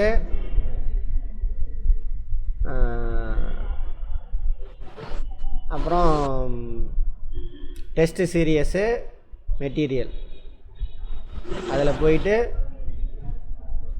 ஜாயின் அப்படின்னு வரும். அதில் 7500 போட்டிருக்கும். 7500 ஆன்லைன் கிளாஸோட சேர்த்து. அதில் நீங்கள் இந்த ஆப்ஷன் தேர்ட் இருக்கு இல்லையா, அந்த மெத்தடில் ஜாயின் பண்ணிக்கலாம். அதை லிங்க் பண்ணி கிளிக் பண்ணி போங்க. போனீங்க அப்படின்னா 5000 ரூபா கட்டினா போதும். அதுக்கு கோடு இருக்குது, கோடு கேட்கும். உள்ளே கிளிக் பண்ணி உள்ளே போனீங்கன்னா கோடு இருக்கும். அதனால் எனக்கு கால் பண்ணி டைம் வேஸ்ட் பண்ணாதீங்க. கோடு வந்துட்டு பார்த்தீங்கன்னா ஸ்மால் லெட்டர் COOP கோப் 2025 அப்படின்னு இந்த கோடை டைப் பண்ணிட்டீங்க அப்படின்னாக்கா 5000 தான் கேட்கும், சரிங்களா? அந்த 5000 பே பண்ணி ஜாயின் பண்ணிடுங்க. திரும்ப எனக்கு காலே பண்ணாதீங்க. உள்ளே போயிட்டீங்கன்னா ஃபஸ்ட்டு கிளாஸ்லேருந்து வந்திருக்கும் ஒன்று. அடுத்தது மெட்டீரியல் அங்கேயே இருக்குது, டவுன்லோட் பண்ணி பிரிண்ட் எடுத்துக்கோங்க. ஓகேவா? இனிமேல் எனக்கு டைம் ஷார்ட் பீரியட் தான் இருக்குது. அதனால் பிரிண்ட் எடுத்துக்கோங்க தயவு செஞ்சு. அடுத்தது டைம் இருக்குது, நம்ம வீடியோ எடுக்க அந்தந்த சப்ஜெக்டில் ஆட் பண்ணுவேன். காலையில் ஒரு மேடம் கேட்டாங்க, சார் மெட்டீரியல் மட்டும்தான் இருக்குது, மெட்டீரியல் ஃபஸ்ட்டு இருக்கும், பிடிஎஃபாக இருக்கும், டவுன்லோட் பண்ணி எடுத்துக்கோங்க, பிரிண்ட் அவுட் எடுத்துக்கோங்க. 1. 2வது டைம் இருக்குது எக்ஸ்ட்ரா எனக்கு அப்படின்னாக்கா என்ன பண்ணுங்கள், நான் முன்னாடி சொன்ன மாதிரி மேக்ஸு பேசிக் மேக்ஸு முடிச்சுட்டு அதுக்கப்புறம் பேசிக் மேக்ஸ்லேயே மொத்தம் 30 இருக்கும். அதில் ஆப்டிடியூட் ரீசனிங் கவர் ஆயிடுச்சு. அப்படியே கண்டினியூவாக பார்த்துட்டு கான்செப்டெல்லாம் புரியுதான்னு புரிஞ்சுக்க ட்ரை பண்ணுங்கள். டவுட் இருக்கிறத நோட் பண்ணி வைங்க. நான் அந்த மேக்ஸ் எடுக்கிறப்ப அதை கிளாரிஃபை பண்ணி கொடுத்துருவேன், ஈஸியாகிடும். எனக்காக உட்காந்துருக்க வேணாம். ஒரு நாள்லாம் மேக்ஸ் கற்றுக்க முடியாது, புரிஞ்சிக்க ட்ரை பண்ணி வச்சுருங்க. அப்புறம் கிளாஸ் எடுக்கிறப்ப சொன்னோன்னா டக்குன்னு புரிஞ்சிக்கலாம். ஏன்னா அதுக்கு இப்போ பாருங்கள் வெயிட்டேஜ் அதிகமாகிடுச்சின்னு சொல்கிறாங்க. 25 ஆப்டிடியூடு, 25 ரீசனிங். அதனால் அதை நீங்கள் அந்த டைமை அதில் ஸ்பெண்ட் பண்ணுங்கள். அது போக டைம் இருக்குது அப்படின்னாக்கா போன தடவை எடுத்த கோஆப்ரேட்டிவ் கிளாஸ் இருக்கும், அதை பார்த்துக்கிட்டே இருங்க டைம் இருந்ததுன்னா. யாரும் டைம் வேஸ்ட் பண்ணாதீங்க. நிறைய பேர் அதான் மெசேஜ் பண்ணுறாங்க, சார் எதை படிக்கிறேன்னே தெரில, அதை படிக்கிறேன். நம்ம ஆப்பு, நம்ம கிளாஸு, ஃபஸ்ட்டு கிளாஸு அந்த வீடியோ, அது உள்ள மெட்டீரியல் பாருங்கள்.